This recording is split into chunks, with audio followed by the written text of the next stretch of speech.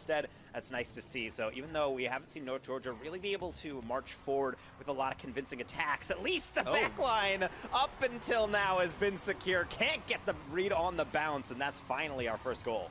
10 seconds to go for Kennesaw trying to close this one out. Yeah, still with the pressure here from Kennesaw. Now only our second demo. This one from downtown, and that's going to be an own goal here at 3 seconds. We spoke a little too soon here, Danger Talk.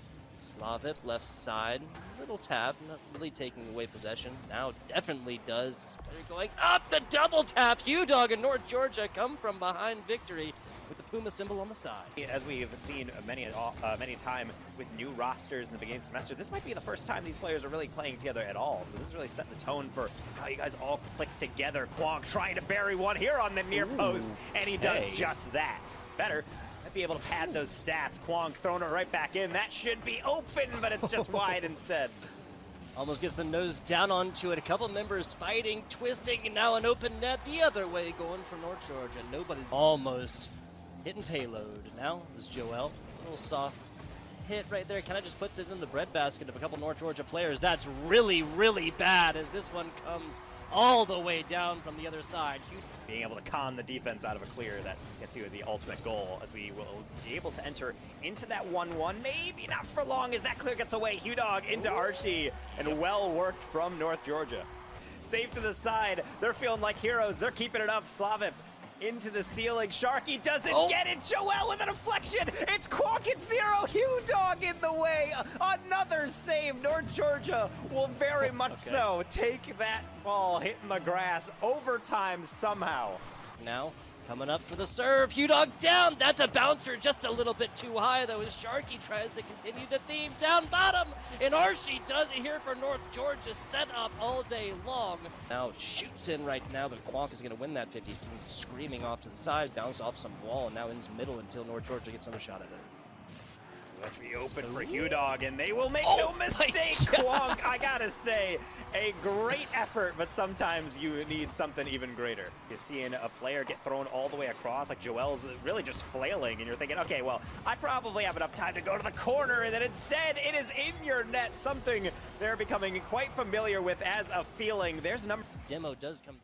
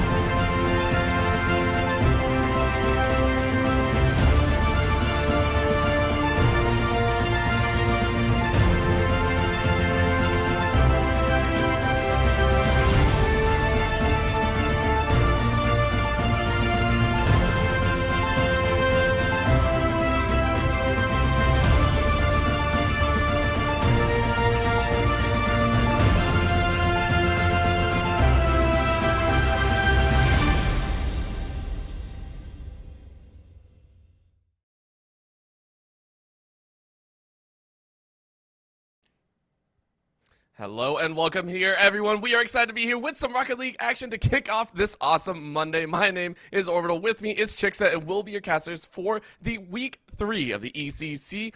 Chixa, how you doing today?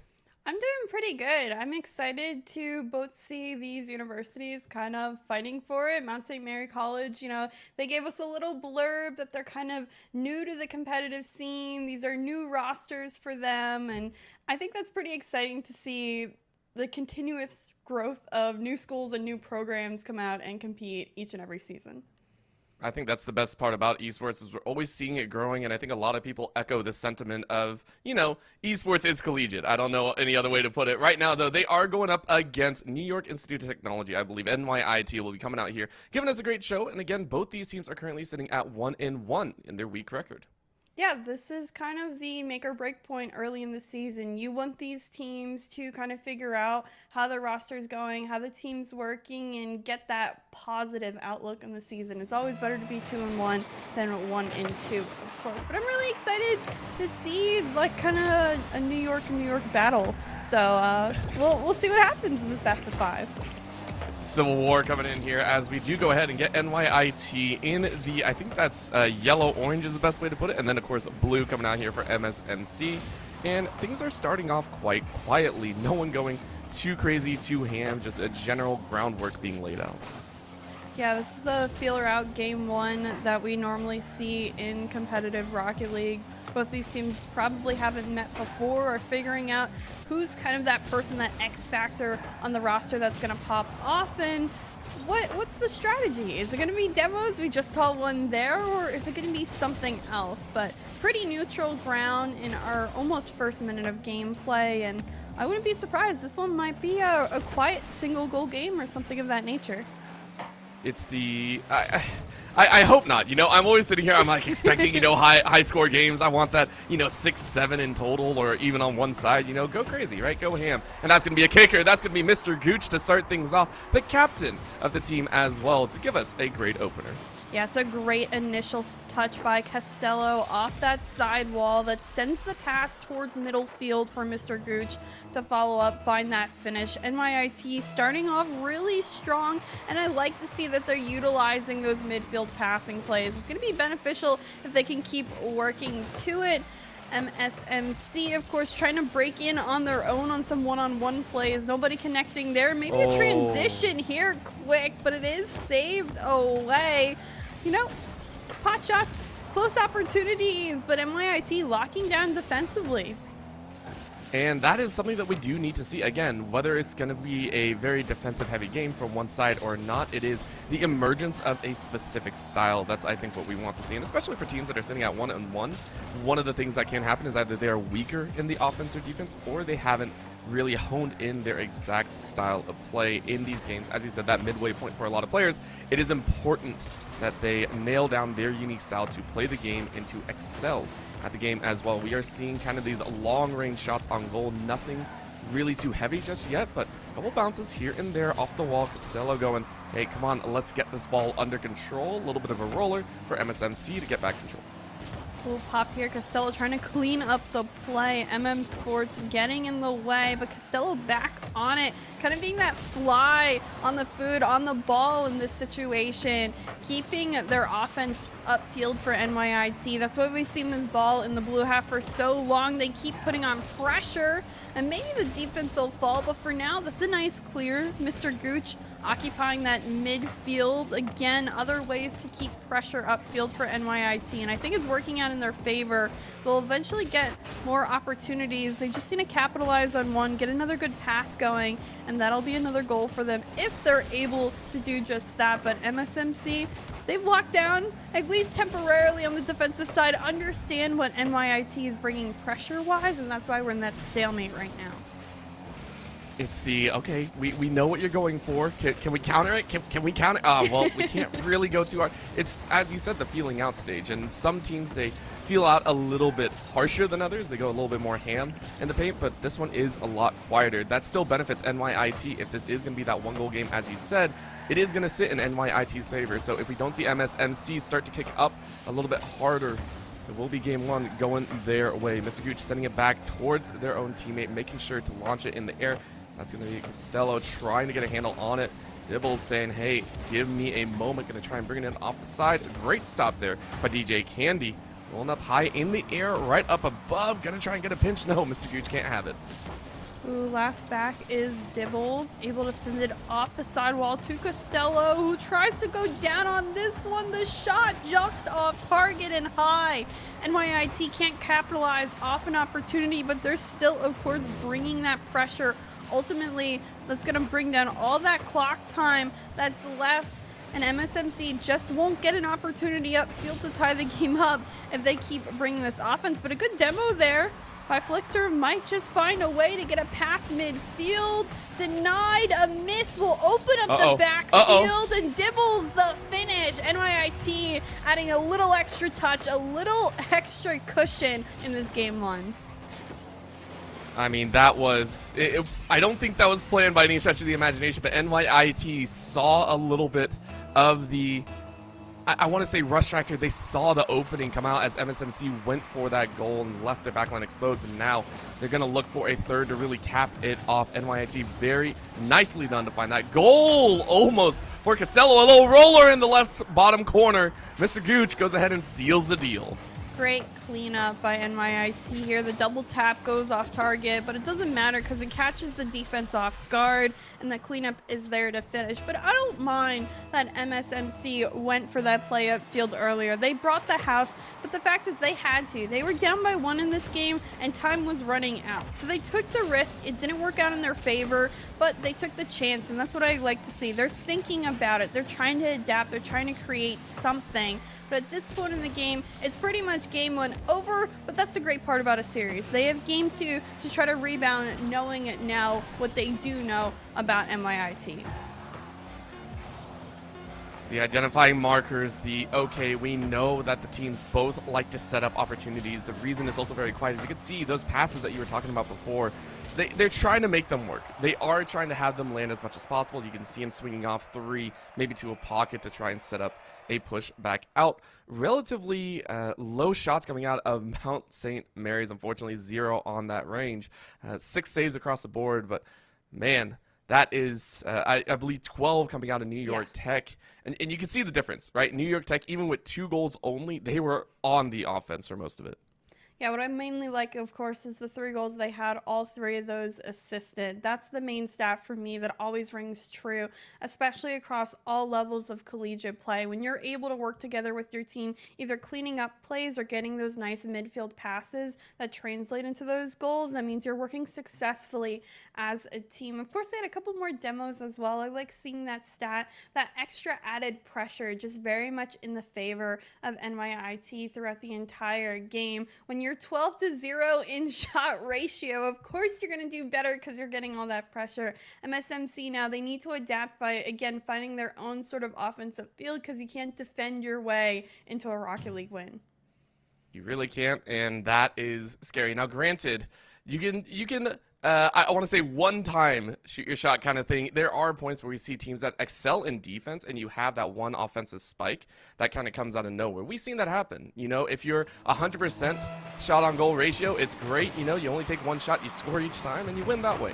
Of course, that is just, I unfortunately want to say highly unreliable in a Rocket League sense. You don't want to have that. So right now, getting underway, it is going to be MSMC looking for a game win.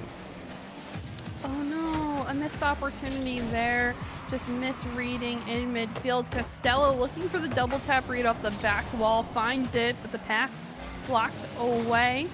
NYIT back pass here. Flixer can catch Costello off guard, but Costello's so well at least getting a touch initially upfield that's needed for NYIT. Another one. Midfield pressure by MSMC. They're at least keeping this on that yellow half. A pass to midfield, a shot, it'll ring on target, and DJ Candy finds the first for MSMC. Mixing up a goal. Okay, I like it. Going a little bit old school with that one. Just a straight and unaltered shot. Very nicely done from the ground game. Great way to start this game off. And then NYIT, remember, their goals came, I feel, much more opportunistic. We didn't really see those set plays. It was, hey, we can have that breakaway. And this is the challenge that they have. A shot just rolls off, but of course the finish comes out of Flexers. and we are seeing a 2-0 right at the start of this game. Wow, MSMC just bringing a full pressure on to start this game. They get two very good opportunities to start out. They find ways to be successful upfield. I think if they just kind of caught NYIT off guard, they just weren't ready for this random amount of pressure. Remember, 0 shots last game for MSMC, but NYIT isn't going down without a fight. A quick answer here, a nice little pop from Quinn. I'm not going to be able to pronounce it, but Costello finishing it there.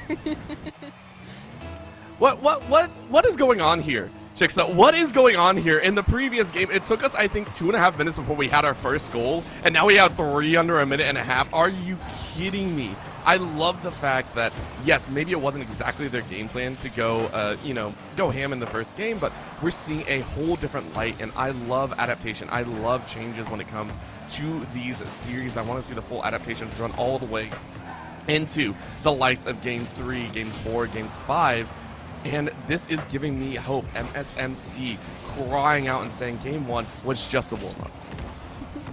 Told you, feel her out game in Rocket League. Game 1 always shows something different than Game 2. Follow-up not found for NYIT. Mr. Gooch, though, will bring on some more pressure.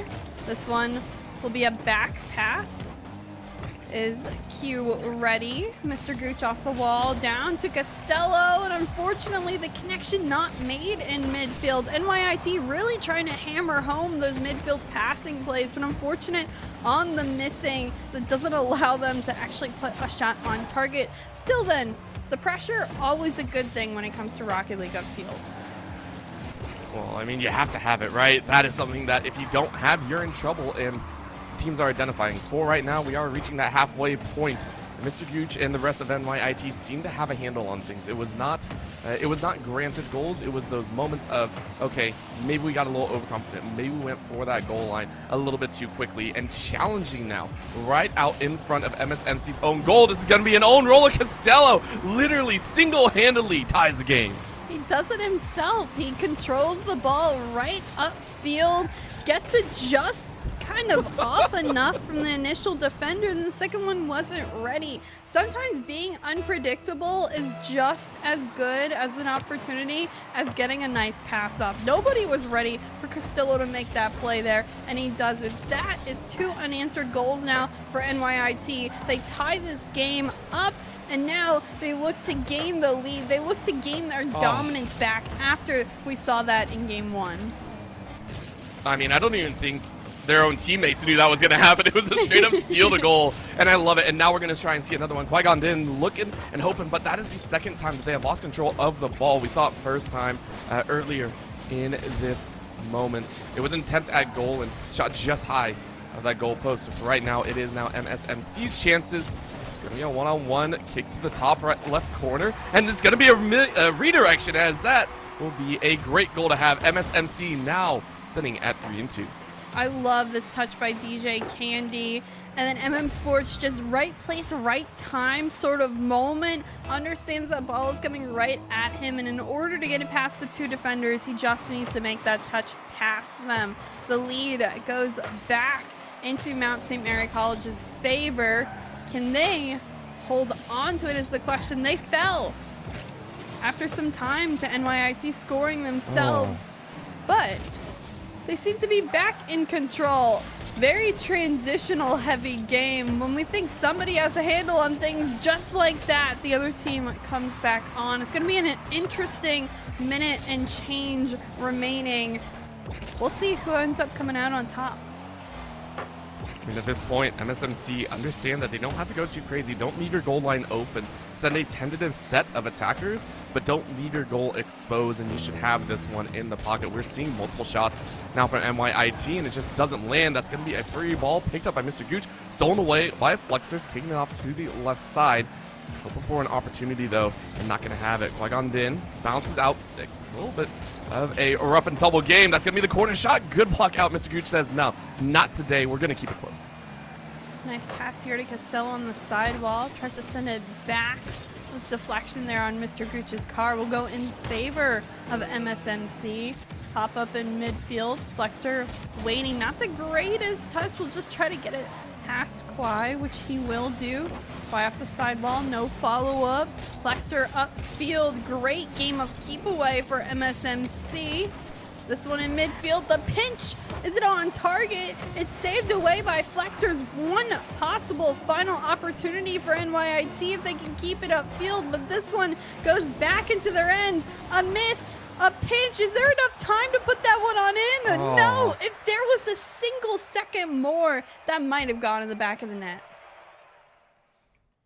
Unfortunately, the time only lasts so long unless you juggle it in the air, and you can see there, Mount St. Mary's pushing their shots on goal to 700% more in this game than in Game 1, and we love to see it. Well done on that return. And again, New York Tech answering. We went from just 3 goals to 5 in a short span, and it was phenomenal to watch.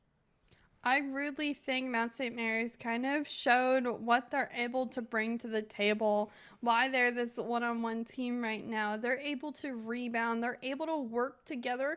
I think every single player on the team had a different goal. So everyone kind of contributed in a way at certain points of the series. They started off really strong. I think they need to do that same thing again. Start with the momentum, kind of get their confidence in track, and then they'll be able to pull off maybe the series if we see another game like that. I will say I'm still a little bit worried, at least on MSMC's side. They are still looking at opportunistic goals as well. We've seen the inklings of team play come out here, and we see it on the defensive side. I want to see those offensive plays really be highlighted, right? We want to see it at the forefront right now. The first 2 goals that did occur were pretty much back-to-back. Let's see what MSMC can do. NYIT still, though, in control of this starting 30 seconds. Aggression out on the right side. Nothing gotten just yet. Challenges here. Free ball a little bit. It's just all 6 of them just like, let's roll right here in this corner. Yeah, the double commits, triple commits that happen sometimes. Certainly not in the favor of either team whenever that does occur, but those things happen, especially when you're trying to play maybe quicker than you can manage. Costello finding just enough control to push that touch out of net, and now already looking upfield to get a shot on target. Dibbles not high enough, and MSMC will go at least in the offensive zone for a little bit. The shot by Flixer's off target, and MSMC, they have a good amount of opportunities early here. They just haven't been able to find the finish. And that's the thing, the opportunities are arising, and now it's just course correction. It's just make sure your shot is in proper form. Dibbles challenging in the air, not going to have it. Teammate goes up, rolls the ball straight into a defender's hands. The attackers are still waiting here. Costello loses control. Dibbles going to try and kick it off the right side.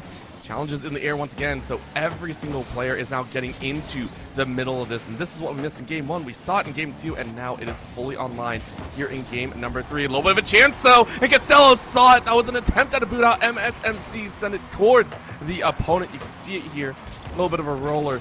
Boop, and goal. I hate this touch. Simple as that. I hate that touch by DJ Candy. You never, ever, ever put a ball in front of your net unless it's your single last resort. I would have preferred he put it straight across instead of out. It might have had a better opportunity to go into the other corner instead of right in front of net. And full advantage NYIT takes. And now they're looking for more. Right off kickoff, bringing pressure, no double tap here, and DJ Candy able to at least send it out upfield, relieve some of that pressure, but what a great pinch. NYIT still bringing the dominance it always seems like. I feel so overwhelmed just watching them on the field, bring shot after shot opportunity, bring demos just like that. It's like, eventually, if they're just maybe a tad more accurate, they'd have so many shots falling in on target.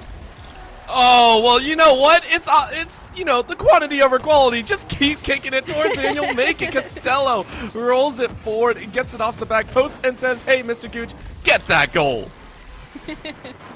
Oh my goodness. I thought they missed out on another opportunity. I thought they missed again. A good thing the cleanup crew was there. We always like having the janitor of the team in the best way possible to clean up those sort of plays. But you know what? NYIT, they have a 2-goal lead halfway through this one. That pinch almost finding its way on target. But MSMC now caught in a familiar situation in game number 1. They're down, and they just haven't had any pressure upfield. Maybe 1 or 2 opportunities early on, but since then, it's been all NYIT, all yellow in the blue half. I mean, they look like bumblebees. They're just continuously buzzing upfield. Oh, it's too true. Like you were mentioning earlier, how the amount of pressure that NYIT has really had an influence over the series, and I think it's a callback towards that game number 1. Even in game number 2, they were still making shots on goal. They just weren't completing them, right? And I think it really sends a message home. It's true. If they were more accurate, I think this would be leaning NYIT in a 2-0, maybe 3-0 fashion. But again, they are just going up for the shots. You can see here, Costello also missing out on that pass. That was, I want to say, perfectly set up and just a little bit too far to the edge. Yeah, I don't know the exact rank of these players. I'd probably somewhere say low champ sort of range, and I feel like that's what we're kind of seeing, that inkling of, I have an idea of what I'm doing, I know what I should be doing, but I can't always execute. This is a nice play here that Dibbles takes his time. He's patient on the play, and he kind of lets it work itself. Often if you're patient, champs will just mess up themselves. The defense will fall apart, someone won't panic, miss, and you don't need to force out too many plays from your opponent, because chances are they'll make the mistake themselves.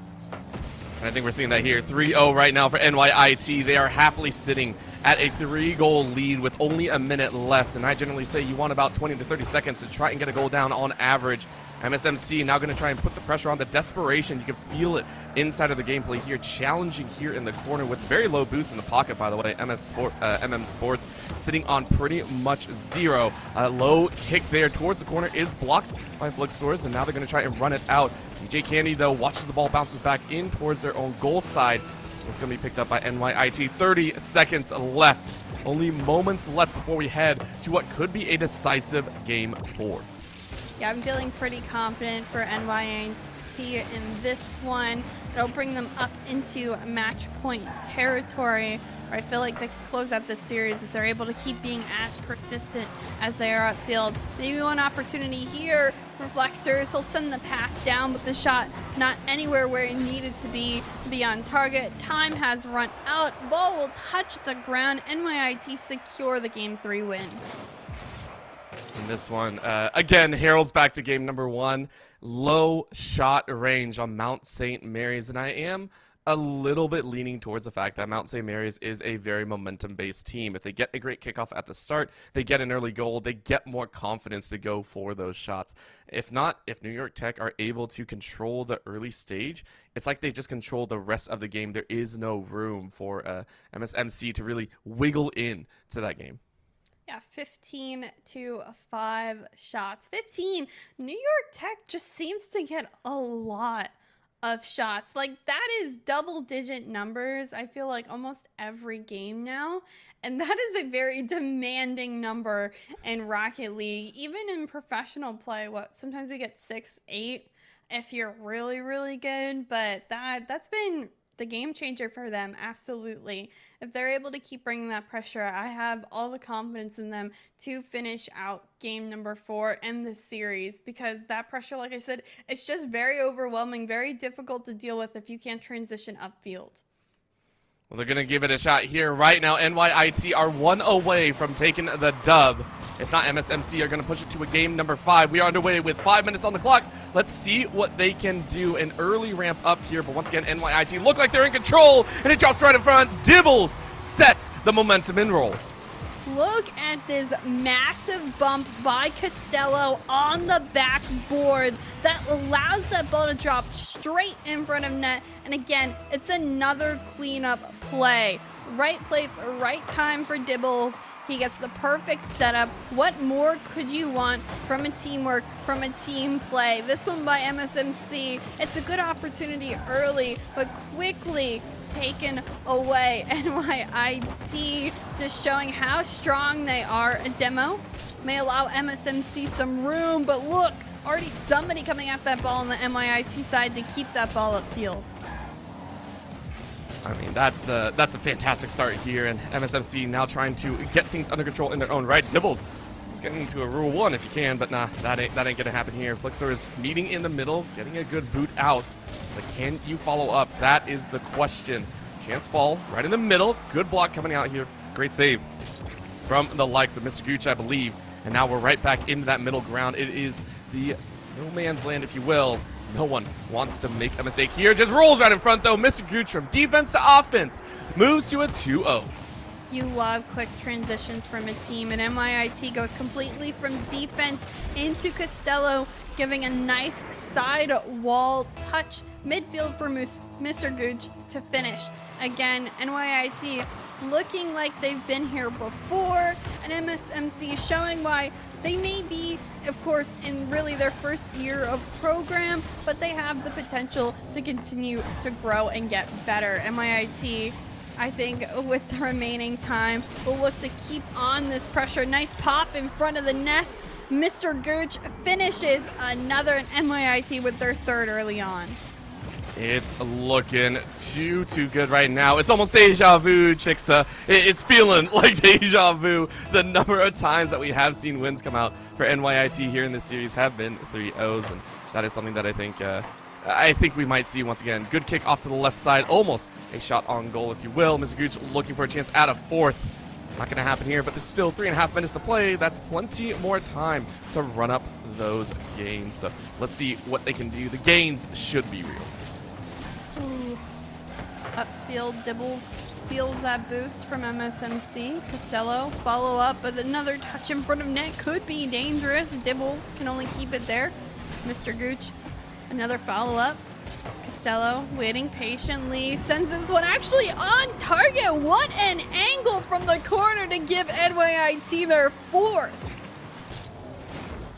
All right, like all the other goals have looked, okay, it's a shot from like midfield or somewhere around. That was just dirty. I think you didn't have to get a fourth goal like that, right? You could have been nice, but nah. The statement being made from NYIT saying we want to ensure that we put this game away. 3 minutes left and you're still shooting high. Very nicely done. Incredible, really. Just really incredible work from NYIT. They've only seemed to get better from game after game when it's come to pressure. Just when we thought, they had all the success, they continue to show us just a little bit more style that they can bring to the table. Dibbles off the ceiling, goes for the ceiling touch, doesn't have the follow-up, but he's thinking one day he'll hit it. I know it. He'll just have another couple attempts at it, but it's nice to see the confidence. That's what it really is. These teams often are so doubted in their head that it translates to that on the field. But you could just tell NYIT, they're having fun, they're feeling confident, and they're showing all that on the pitch. Oh, that's a slow roller in. Good kick out by the defenders. That almost was 5. The save, the sliding save, if you will. I like it. You know what? Don't let that score run up easily. Keep fighting to every last drop. Costello, though, we've seen Costello literally carry a ball to a goal once on their own. Not going to happen this time, though, as MSMC going to try and mount an offense of their own. The ball slips out of the control, bounce high, kicks off to the right side, and because of that, it is picked up once again. Dibbles saying it is all ours. And now NYIT looking for this last minute and a half. What do they want to go for? Do they want to go for fancy? Do they want to go for simple? Do they just want to run out the clock? Who knows what they want to do? Yeah, I can't answer that question for you. They're going to do whatever they please. They might go for a couple more shots. They may just run out the clock. But whatever it is, they, I think, will definitely be in control of things. MSMC on the back foot, ceiling touch here. Follow up just under the bar. Mr. Gooch will get his third and a hat trick this game. Oh, so good. And it's, you gotta do it, right? Just those top, that's the second one that we've seen, by the way. That's just like the slow drop into the goal, if you will. You're just like, all right, that one That one feels kind of good. 5-0 right now. NYIT putting a statement here. 5 is the number that has been the highest to reach so far, and that was in game number 2, 3-2 to MSMC. This time around, they're looking for a 6 if they can. Minute left on the clock to seal the deal here. If you're somehow able to score a goal every 10 seconds for MSMC, they could theoretically come back, and this might be the start. Straight from the front, MM Sports scores the only goal so far here for MSMC. That's just a setup for the Brazil. No, I'm kidding. A really good shot for MM Sports. Really, really nice shot from midfield. It's cool. It's good to see the power. The placement a little bit left to make it more difficult to cast. What is happening? What is happening? Right off kickoff. What? I don't know. We're just watching here. We're here for the ride as well. We're just being jostled along the roller coaster that we call a game 4, and I'm enjoying it right now. Challenges all the way in front of the goal, and the ball just being high and dry, if you will. Mr. Gooch going, nah, I don't want to go for that one. I'm too lazy. It's okay. He doesn't have to go for that one because he currently has a 4-goal advantage in it. MM Sports trying to take it away. 20 seconds left on the clock. Costello still bringing pressure. That one just off the mark. And I'm telling you, if NYIT strengthens their offensive accuracy down the road, I think they're going to be near unbeatable because the amount of shots they're getting is a lot. If the accuracy tightens up just a little bit, then their amount of goals will increase significantly. I mean, I'm 100% in agreement. 110%, let's go ahead and put it that way. NYIT go ahead and seal the 3-1 victory and do it in quite a standing fashion. MSMC, at the same time, though, we saw the same glimmers in game number 2. We saw that they know how to take advantage, and I like the way that you put it. They have the right ideas. It's just being able to actually finish the playbook, right? They have all the plays written out in front of them, and it's just like, okay, can we execute this one in front of us? I think that's exactly it. But overall, Mount St. Mary College, I think they, of course, have work to do. Keep on practicing, keep on working towards it. First year is always going to have its problems, its learning curves, whatever it is. So it's nice to see that they're still playing, competing, and earning that experience over time. And yeah, NYIT, phenomenal showing offensively. If they, again, tighten in that accuracy, we'll see a lot more goals out of them in the future, I'm sure. Let's hope to see him down the road, maybe in the playoff circuit. Of course, we will go to a short break, get hopefully an interviewee coming in from the NYIT side, so don't go anywhere. The ECC here with Esports U will be back in just a bit.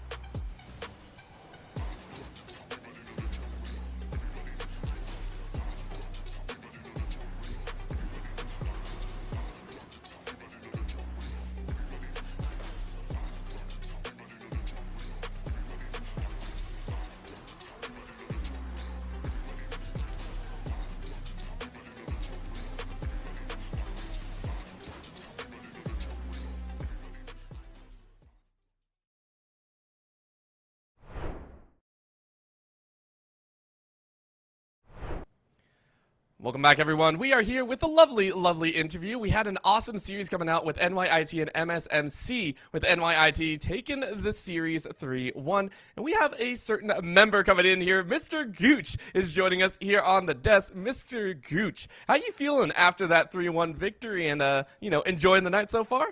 Awesome, bro. Team played great. Also, MSMC, they're a great team as well. But I think we just were, we practiced quite a bit. And we just got our passes going and our shots going and kept the pressure, and we did pretty good. So, good game. Yeah, that's great to hear. I want to know, what's the general vibes like in the chat? Is everyone kind of like really hyper when there's a goal that's happening? Are we, what are we doing when goals happen, and how do we talk to each other? What's the background of the team if I was in comms? Oh, yeah, we're like pretty much a bunch of friends pretty much, because I've known, so one of our teammates, Costello, we've been on the team so far for about 3 semesters, so we know each other for a while now. And we've got a lot of new guys as well, and I just feel like the chemistry and the vibe right now has been great. And it doesn't feel like it's kind of, we're just forced to play the game or anything. This is more just like a vibe. It's a cool, just game to play, just a bunch of us playing and having fun. So we're enjoying it. We're loving it. That's really good to hear. I could definitely tell a lot of people really enjoy Rocket League as the scene, of course. What was your game plan going in today? Do you guys kind of have a game plan that's different for every team, or do you have something you try to stick to and you kind of adapt through the series? Yeah, so we're pretty heavy on offense, so we like to just keep the pressure. A lot of passing plays. Last semester we worked on just a lot of back and forth passing plays, not focusing too much on the solo plays.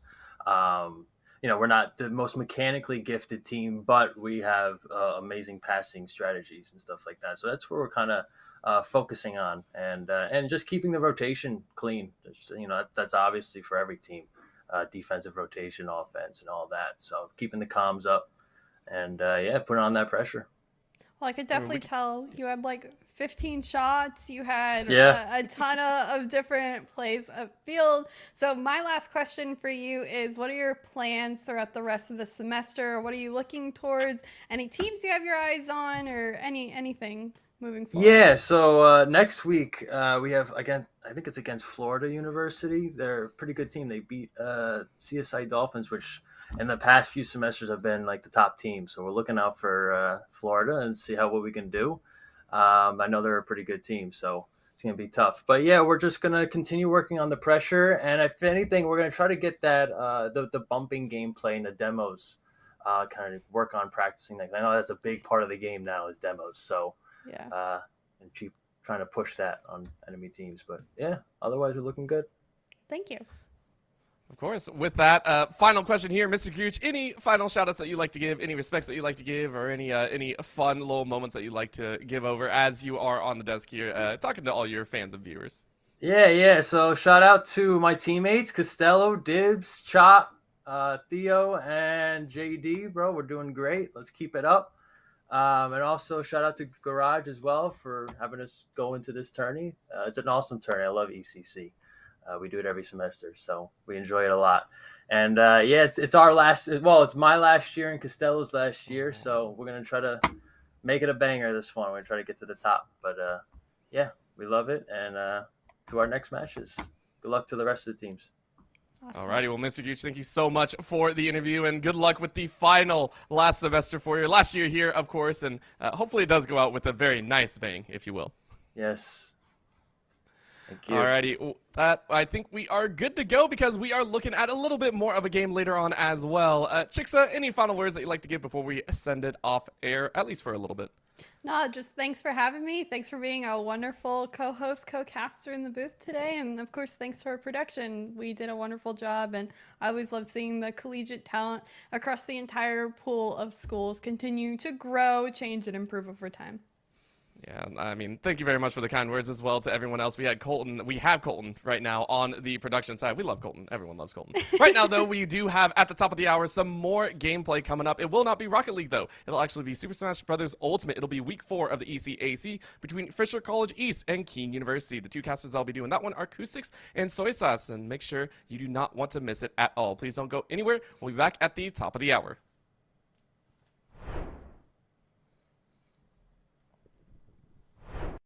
to see. So even though we haven't seen North Georgia really be able to march forward with a lot of convincing attacks, at least the back line up until now has been secure. Can't get the read on the bounce, and that's finally our first goal.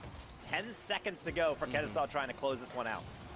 Yeah, still with the pressure here from Kennesaw. Now only our second demo. This one from downtown, and that's going to be an own goal here at 3 seconds. We spoke a little too soon here, Danger Talk. Slavip left side, little tap, not really taking away possession. Now definitely does. This player going up the double tap. Hugh Dog and North Georgia come from behind victory with the Puma symbol on the side. As we have seen many time with new rosters in the beginning of the semester, this might be the first time these players are really playing together at all. So this is really setting the tone for how you guys all click together. Kwong trying to bury one here on the near post, and he does just that. Better. Be able to pad those stats. Kwong throwing it right back in. That should be open, but it's just wide instead. Almost gets the nose down onto it. A couple members fighting, twisting, and now an open net the other way going for North Georgia. Nobody's almost hitting payload. Now is Joel. A little soft hit right there. Kind of just puts it in the breadbasket of a couple North Georgia players. That's really, really bad as this one comes all the way down from the other side. Being able to con the defense out of a clear that gets you the ultimate goal, as we will be able to enter into that 1-1. Maybe not for long as that clear gets away. Hugh Dog into Archie, and well worked from North Georgia.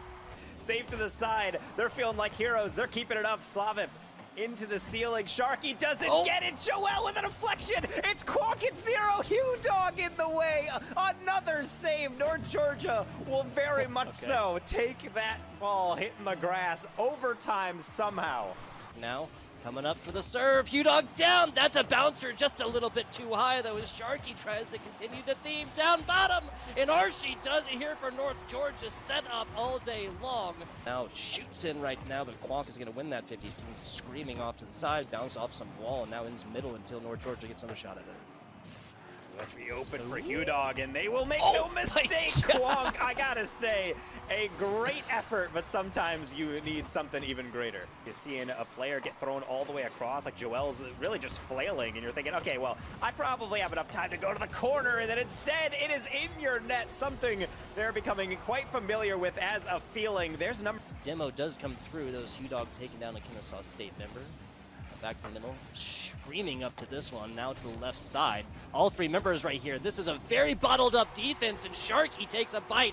No one even there because, frankly, I think Kennesaw thought that bounce was going to be going a different direction. Same maybe with the defense here for UNG. They can't read it. Slavip does. It's 1-1. They were actually on the far side waiting for an awkward touch and then dove in and actually used their flip angle to throw it right back in the middle. Of course, I'm talking about them. And meanwhile, it's just Swiss cheese for Kennesaw. They're getting sliced through by the blade that is the UNG attack. How about Joel trying to show them how it's done? It's a little bit too soft, a little bit of a double commit even. Quonk near post, that's a miss. Slavip, that's a miss. Joel, that's a miss. Everybody swinging at it. Get these people some corrective lenses because it's Sharky on the far side with the clear vision from the teammate. My goodness, my heart. And there's really no need for them to. There's only one way that they can come in. This is perfect execution, and with all 5 members left upstanding, they only have one opportunity to get in there. Raga, 3 kills on the board, make that 4! Raga on fire already in a flawless first round here. Raga. As much as I respect this B wall being put here, the problem becomes is that they have the weapons to really mess things up. Oh, Ossify not clear the corners, up in the air. No way! Sunflower still walks away before finally being taken down with 2 kills. Gonna blast them right in. Parker's gonna try and find it. 2 concussed in heaven, but they're not gonna get any advantage out of this breach ultimate. Beautiful from Killavati. What a way to fight that out. And now wrapped in it, the nightmarish embrace of Glore. USCA finds every single player of GCSU. In comes the Prowler. Madness at her. It's just not many. It's head after head after head. 3 in a row. They are not stopping. They are putting a hat on each and every single one. Ties us up 4-4, but with this weapons disadvantage and now player disadvantage, what else to be done other than lay down and die? USCA winning split 13-1. The most, if their accuracy stands to boot. Now, unfortunately, I'm not so far, but who cares when B gets a 4 4K and rips this team apart on this site A. A beautiful performance. All she has. Haddest. I don't know. That's what it is now. Lord Ian, last one left standing. Lord Ian, the 14th. Last one left standing. They don't have time. Up, and Except nobody's they got don't have time to plant, Sam. Great eye, my friend. Lord Ian clutches the round technically, but a win is a win is a win. The Elim to boot! How insulting! Barker needs to make the magic happen. They have their ult. They have the smokes available to them, but they have seen them. They need to throw it down. In comes the Molly and Mattis Hatter to finish it up with the Odin kill. And there you have it. USCA, I said it right this time, are going to be able to take this map of Ascent, and they're going to be able to take this series 2-0.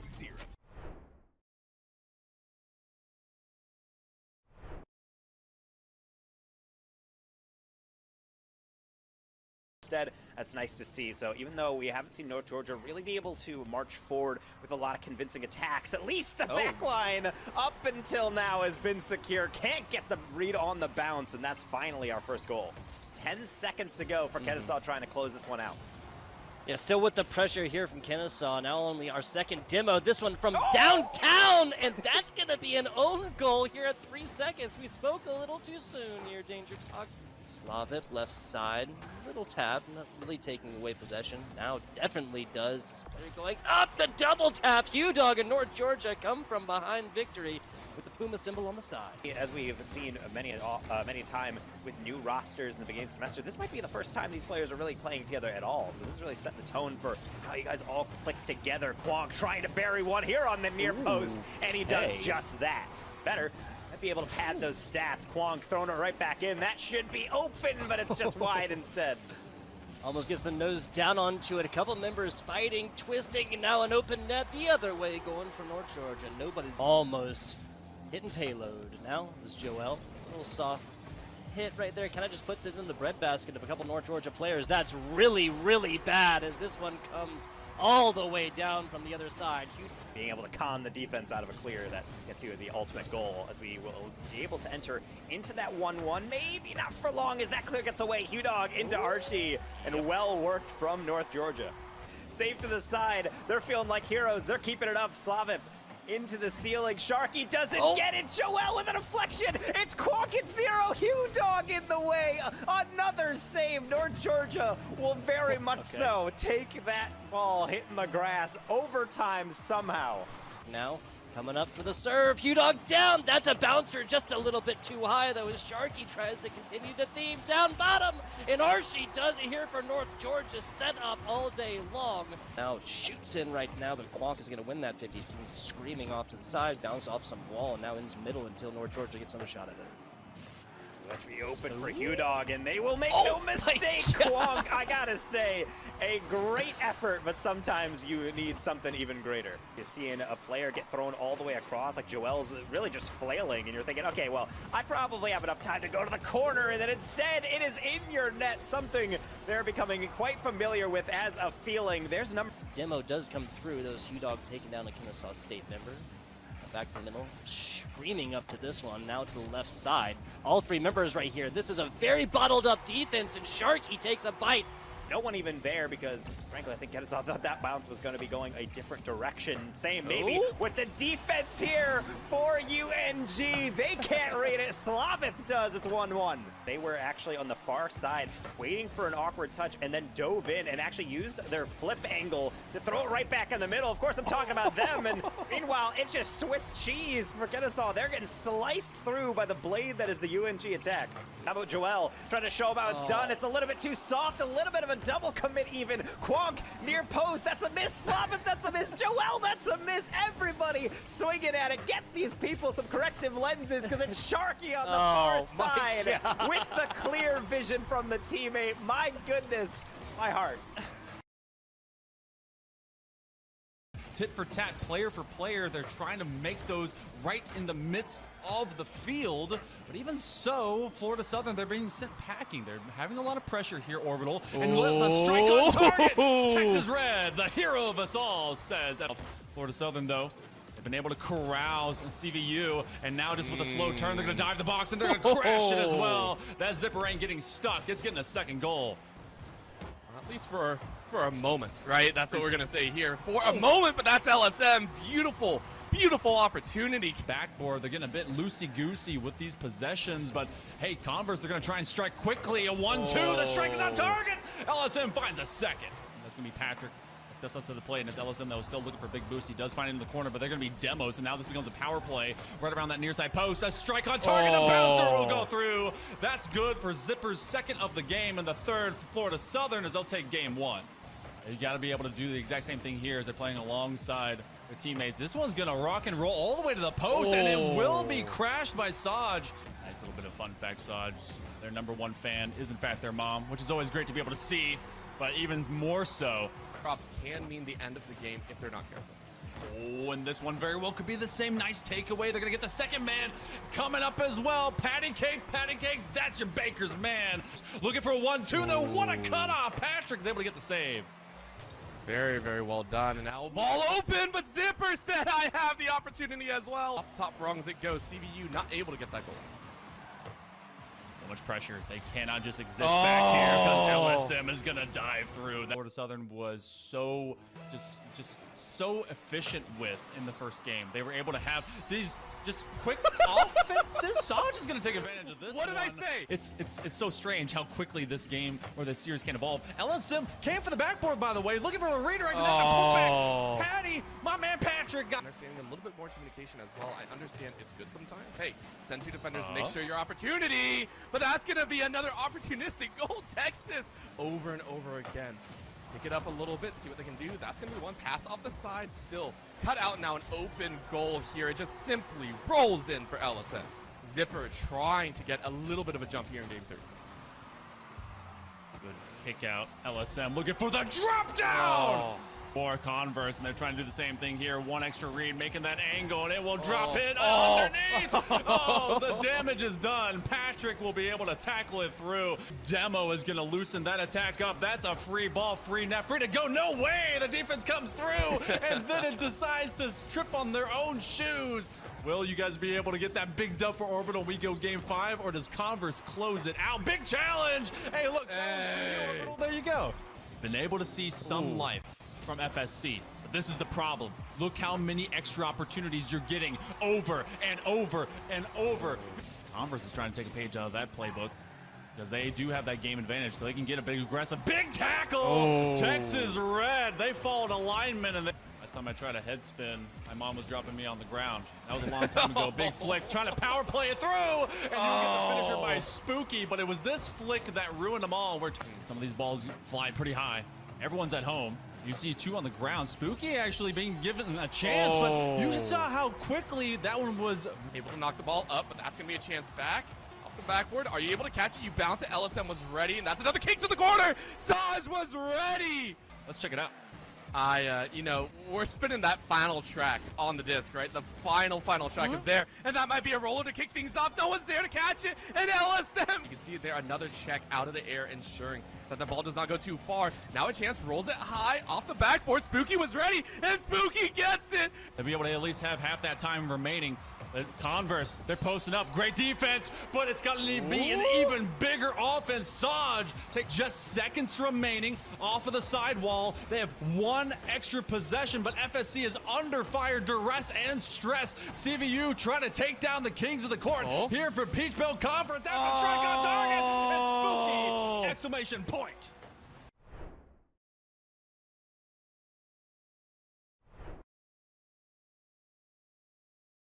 For a touchdown. 15 seconds just about left in this first period. Before we head to overtime, shot on goal. The demo comes through, and that is a 1-goal lead. They have had a hat trick on the Trot Orbital. Quebec, and I mean, you know, you don't expect to think about that, but you know what? Why not Florida Southern? Why not a Georgia College of Southern? Why not that? Well, yeah, and that's the off the other side. They were not having that many shots. A lot of them were just kind of off the post. They were almost repositioning shots, right? Trying to bounce back. But this is what happens, Soj. This is why FSC may not just try and play defense. Just keep it out of the hands of GCSU. You know what, Daniel? I'm starting to see them fight for these mega boosts as well. They're trying to stop the starve. But Soj with number 4 may have just put this. Turning it on, getting into their comfort zone, and I'm loving it. Now, straight up midfield, and no real challenges, trying to go for it. Zipper said, hey, yo, and that's going to be the demo. Soj gets another on the board. Even now that all the juices are flowing here for FSC, this might be the turnaround point here early in the season that gives us the FSC that we know can be in Zipper. Putting another one on the board, that's 2 now on the trot for Zipper. Hello, everybody, and welcome to Peach Belt Conference Rocket League. I am your last-minute substitute, joined. I possibly joined by Monkey Man. Monkey Man, are you? Oh no. Yeah. Very favorably for Montevallo before it becomes a massive clear in the other direction. The Pacers, though they've not been able to find these follows and burning through all the reserves, setting themselves up in a great position. And Kuno with the cleanup. Look at fast enough, and now UM is going to be 4-1 still up on the board. They lose ball control as it hurdles towards the goal of their own, and nobody can get there fast enough. Surgical precision from USCA to find that second goal. It becomes counterplay after counterplay between these two squads. A much lower scoring affair, but we have a much lower set of seconds on the timer with just 90 to go. A free net again. And you can't commit defensive blunders like that as a third will go up for the Falcons. Because it is just this consistent play of almost enough. What a great example. Almost enough, but it feels like they're just pulling back at the wrong moments. They're pulling in just a little bit too slow, and it causes critical blunders like that. They go no score on the board, unfortunately, and I think they are going to go silently into the rest of tonight with a 3-0 loss against them. UM comes out strong, and Montevallo has a victory at hand. It's going to be ECAC consistently getting back to center stage and immediately punish. They've won that stage control, but if you're getting punished every single time, is it really worth it? Goes back to Mithra just to eat the up air, and that is Ninja Nick. Going in already, they have a percentage lead again. Soy, is Ninja Nick gonna run away with this first crew battle? No, that is a surprise up smash out of nowhere. Ninja Nick getting a little. Yet these trades are not going in their way. Goes for the fully charged up smash, and Lord Cat II has one in return, and then my guy has one in return to that. And from Little Mac, and nearly a call out on that down air as well. My guy's reading the plays very well right now. Hits him up, goes for the up B, and that's gonna do it. Long Island close out the first set of the year. Side B to the ledge. Now getting back towards center stage. KO Punch online. Holds the neutral B, and oh my guy 3 stock to open up set number 2. Back air, it's not good enough to do it yet. Top Dog holding on, not giving up, but the down air doesn't do it at 160%. An opportunity right here, but saved by the platform. Top Dog does not live there. DS Mario Main is able to hang on to their stock. Again, they are a unrelenting drill, just burrowing into the stage, burrowing into any space Mono tries to claim for themselves. Up air, is it gonna be the up B? It's gonna be the finisher right there. 0 to death right there for DS Mario Main. Nair, oh, they tried to catch the roll in. Grab landed. Another dash attack. Will not connect. The shield is strong, and the jump is called out. DS Mario Main dunks it in, and Long Island will take the...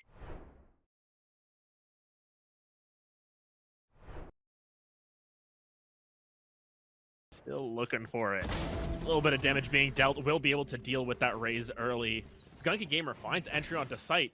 The rest of the team considering the push onto B at this point.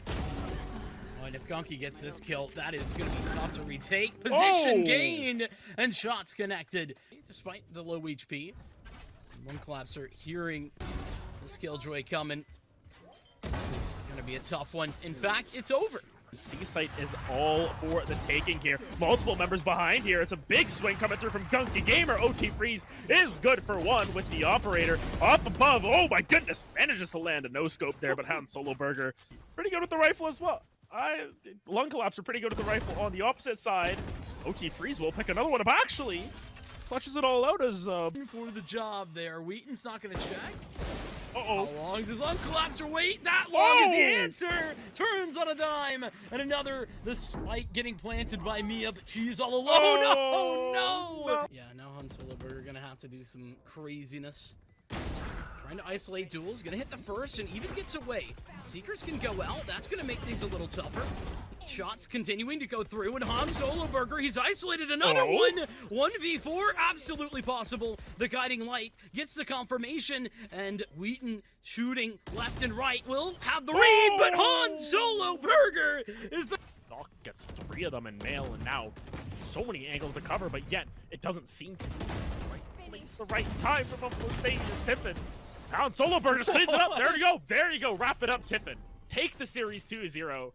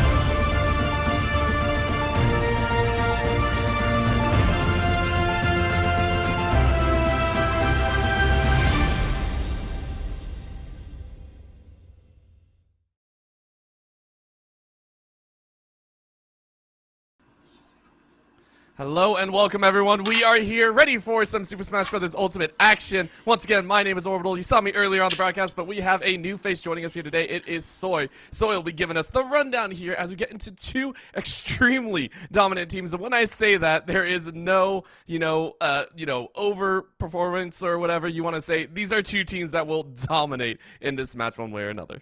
Yeah, this SSBU showdown should be a lot of fun. 2 of the highest ranked teams through the regular season. Kane University taking on the Fisher East College team. That this Fisher squad, I mean, we can say a lot about Fisher, right? This is a program that last year, 2 teams making it to the finals both times, both coming up as champions, but going up against this Kane squad. This Kane team has been on fire recently. They have barely dropped a player through 3 weeks, and it's a 3v3 crew battle. That is hard to do. 9 full stocks each time. So these teams playing on fire, playing for the top of the standings in the league right now, going head-to-head here in week 4.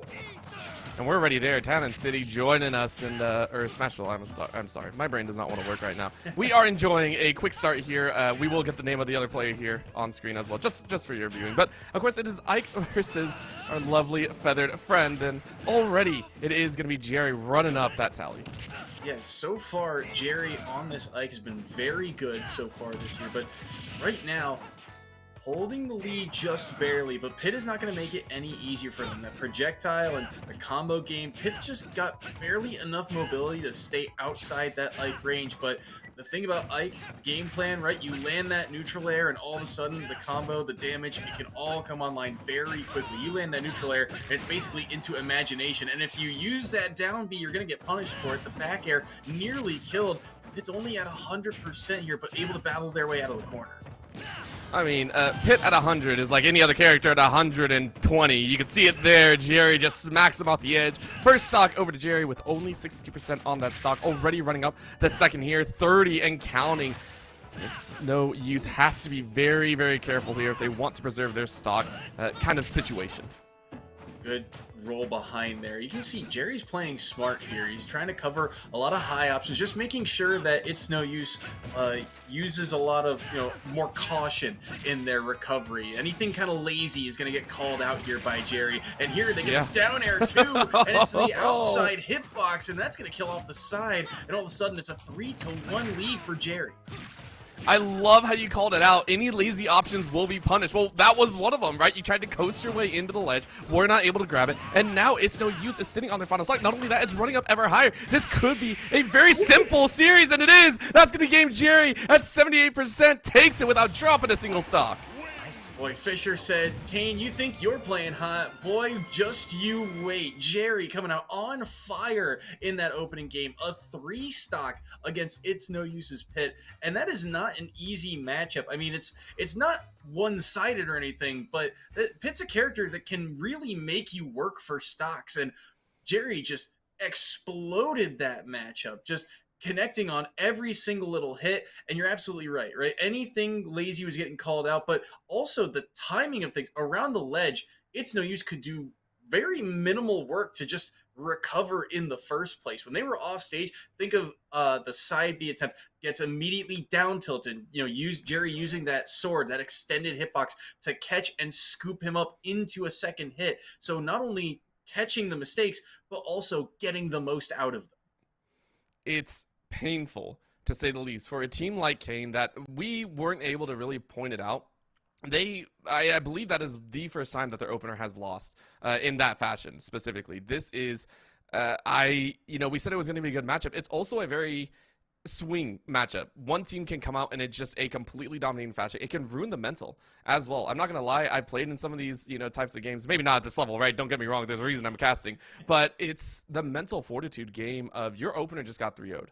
You now have to fight through an entire 3 stocks as well on top, and now you have to try and even the score.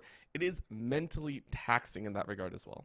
Yeah, it absolutely is, right? And this is a best of 3 fashion for this crew battle. So you will, if you drop this opener, get that chance to run it back. But then it's so much harder. Now there's film on you. Now there's a game plan already in place. Now there's room for adjustments.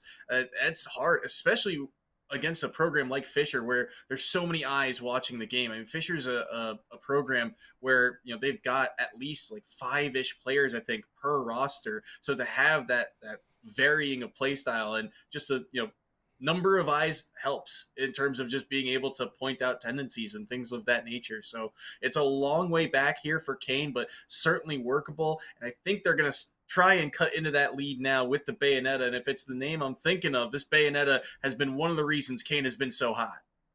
Yep, Lust will be coming out here, giving us that second round, and hopefully going to take a couple stocks off. Jerry is set to try and grab more than just 3 stocks here today. It is going to be a low option into the combinations that everyone knows Bayonettas love to get things rolling. You get stuck in one piece of the combo, the rest is sure to follow. So one of the things about this matchup that immediately sticks out to me is that this is very double-edged sword. Bayonetta is a very combo-heavy character, but if you can walk them off the top, you will not take the risk reward out of it. Lust with an early stock there, killing Jerry at 94, but that's the game that Lust loves to play. You get that damage online. If you're able to get the kill after it, even better. But if you don't get that kill, you have to really go for a read of some sort. You have to take a lot more risks in order to get the kill if the combo doesn't get the stock in the first place. Luckily for Lust, they're able to get that opener off the board, and Jerry drops the opener. And the fact that Jerry is also a much heavier character as well, there's a lot more to it, I think, when it comes to this matchup. It's just like you have to do a few more combos than others, so the lift is crazy to watch. That's going to be instead of the great shield coming out of Lust. Lust trying to follow up behind, but Jerry is not having anything of it. Goes for a high smash, not going to have it, and instead Lust will have a chance to take a second stock here very quickly. Good grab here as well. Jerry tried to quickly punish, but no luck there. Side B, that was great movement. Just the side B perfectly placed onto that platform so they could slide off and instantly throw out that back air. That does a ton of knockback, and Bayonetta is very light. They don't look as light because of the height of this character, but certainly a tall hitbox for Ike to hit and taking full advantage of it there. So 1 off the board of Lust. Jerry, though, sitting at 154. And again, this is where things can kind of get awkward. There's not an easy committal option here for Lust. Maybe forward throw here, but even still at 164 throw, not going to do it. Like that weight and that rage mean that Lust is also going to be at kill percent here in about 10 or so percent. Not just that, the fact that Jerry is sitting here and Lust has not been able to land a solid option, not even an opener, right? Has actually been stuck in this kind of awkward option of, can I even get a grab? Can I even get a singular hit? Has been waiting for Jerry to walk in, but Jerry has been so defensive. That's finally, I believe, a back here that knocked him out, and now Jerry's going to go on the full offensive. Remember, the damage has been racking up. Lust is sitting at 84. This could easily be another, and a great up tilt takes it. What a swing. Jerry taking 5 stocks here. the call out. Everyone on Kane is rolled from the ledge in that situation, and instead he just says, I'll swing the sword around, cover everything with that up smash, and Lust goes down, and now all of a sudden it's a one stock apiece game, but the combos for Lust are going to be dangerous. Good down B, but not able to really cleanly follow up. Jerry's tried to play pretty careful defensively, but he's still getting chipped away at here.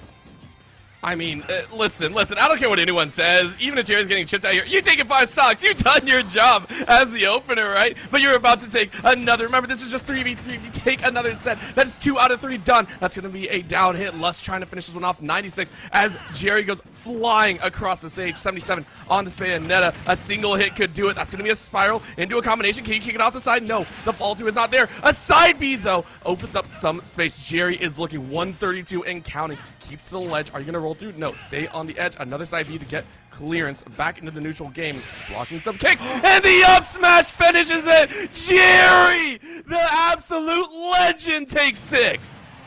Madman. I mean, Lust is dodging and weaving, is hit Jerry so many times throughout that sequence. He had to play defense for so long, and that up smash takes forever to come out. And there, of all times, catches Lust jumping in. Fantastic stuff. And now, Kane down to their last member. That hurts so bad in more ways than one. I mean, let's be honest, Lust was rolling in the first stock and a half, and that was why I was very, very curious. You saw the combinations. You pointed out Bayonetta, combo-heavy character, and we saw running, grab, throw, grab, kick. It was consistently rising all of a sudden, and then Jerry hit, I think it was like 100 or so into the second stock, where it was just like, play slow. Don't give any of the options. Don't go into this Bayonetta, and all of a sudden, Lust looked lost. Just the approach options, right? That sword is just so difficult to deal with if you also don't have range. And Bayonetta does have some projectiles, but the guns aren't necessarily going to help you get in. It's mostly just poke, just kind of a, all right, reset. You can't just jump in at me. It's more denial than anything. And so for Lust to try and get in, they're going to have to empty hop in, or go for a run in grab, wait for you to punish. That's where a lot of those combos started, is Jerry tried to get something of their own going, leaning in with a neutral air or a forward air or even down air at times, and then just up B out of shield, grab out of shield. Things of that nature came through for Lust, and that's how that damage came online. So like you said, just Jerry playing a little bit more patient, a little bit smarter, especially late in that game, paid massive dividends. And now look at the lead that the Falcons have, still on their first member, still hold on to that one stock. They get to restart it back at 0, and they get to see who this last player of Kane University is. I mean, both teams only have 3 players currently registered on their roster, so we know it's going to be a Lemon T on the side of Kane. For Kane, it's the other side, right? You want to knock out Jerry to at least see who is the second player. You now know who most likely the opener is for series, or I want to say set number 2. But this is going to be either a big shakeup here. And we know this squad is good. That's the other side of it. This is one that we should not sit there and go, man, Kane are just, they're awful or anything like that. These are 2 high caliber teams. It's crazy to know that Jerry is sitting here on the cusp of possibly taking 7 stocks. It's absurd, right? And this was the power of the Falcons last year, was that just seemingly the depth of their roster felt like anyone could pop off on any given week. And lo and behold, Fisher once again feel like that team that still have that firepower, that depth in their roster. And Kane certainly have it too. Just so far, it feels like the game plan has just gone awry. Things aren't connecting the way they are. And the biggest thing in those clutch moments, in those high percentage scenarios, you got to be able to take the stock, play a bit smarter, play a bit safer. And so far, have not been able to get the job done. Part of it is the character matchup, but part of it is just the way Jerry is playing. And that, I think, goes down to it. You talked about the earlier matchup between the Ike and the Pit, and it was like, yeah, the matchup's not exactly in favor, but Jerry just pilots this Ike like a mad lad. And taking a look at Lemon T, all odds are stacked against you. So if you were Lemon T, what are you specifically looking for to try and take out Jerry, who, again, only has 1 stock? I mean, what's the game plan to try and get that perfect, take him out, and move to the second? I think the biggest thing here for Lemon T, to give yourself a chance, you have to treat this very first stock like it's your last. Like it is just a dead even game at 1 apiece. Because holding on to 3 stocks for the remainder of this crew battle, at least in that format, gives you a chance, a better shot. It betters the odds for yourself. So you have to play very carefully, like your back is against the wall here. If you drop one, it's not the end of the world, but it certainly lowers your odds. So I would try and play very intense, very safe, and just kind of wait for your openings, because that's what we saw Lust get a lot of mileage off of early in that set. You think, I mean, we're taking a look here. This is going to be a challenge of its own. You can see a little bit of a chip back and forth. Lemon T just looking as Jerry is set with that last stock. Everyone's just trying to feel it out, and finally the first hit goes their way. The Wolf will fire away, and Wolf is one that also hits fairly hard. Great set of options to have, and very just heavy-handed. Of course, right now, Jerry sitting at 52. This has happened time and time again. 52, not really a stranger there. Waiting for a singular hit. That's going to be an up tilt. Good little hit. Good little fragment, if you will. And Lemon T just like, nah. We ain't playing the game today. Good grab in here, and like you said, Wolf is not lacking in kill power by any means. They can absolutely hit like a truck. Their damage can also come online fairly easily. Good back air here. They've got Jerry up against the wall. Tough to recover, but they are able to do so. Nair in, gonna get shielded away, but now you start to worry about Jerry with rage. He was able to take a couple of those stocks up B. Good fade back there to the ledge, and now the combo game. That platform's so dangerous, able to weave around it for the moment. Lemon T, now you're in that portion of the game where you're searching for one good hit. Where's that one good opening? Maybe with the up air, but not enough yet. You can see him Hansen, but that still leaves it open for Jerry. Jerry's just chilling right now. And now on the ledge, that's going to be the hit. A finisher, the flyby. I mean, 150 is totally different than 100. Lemon T able to stave off losing a stock, and now needs to run through 2 more players. Holding on that stock again, massive, just giving yourself a chance here. Creative way to take it too, right? You get knocked off stage and you go, uh-oh. We've seen how many of these players get trapped by the ledge. It's Ike with rage.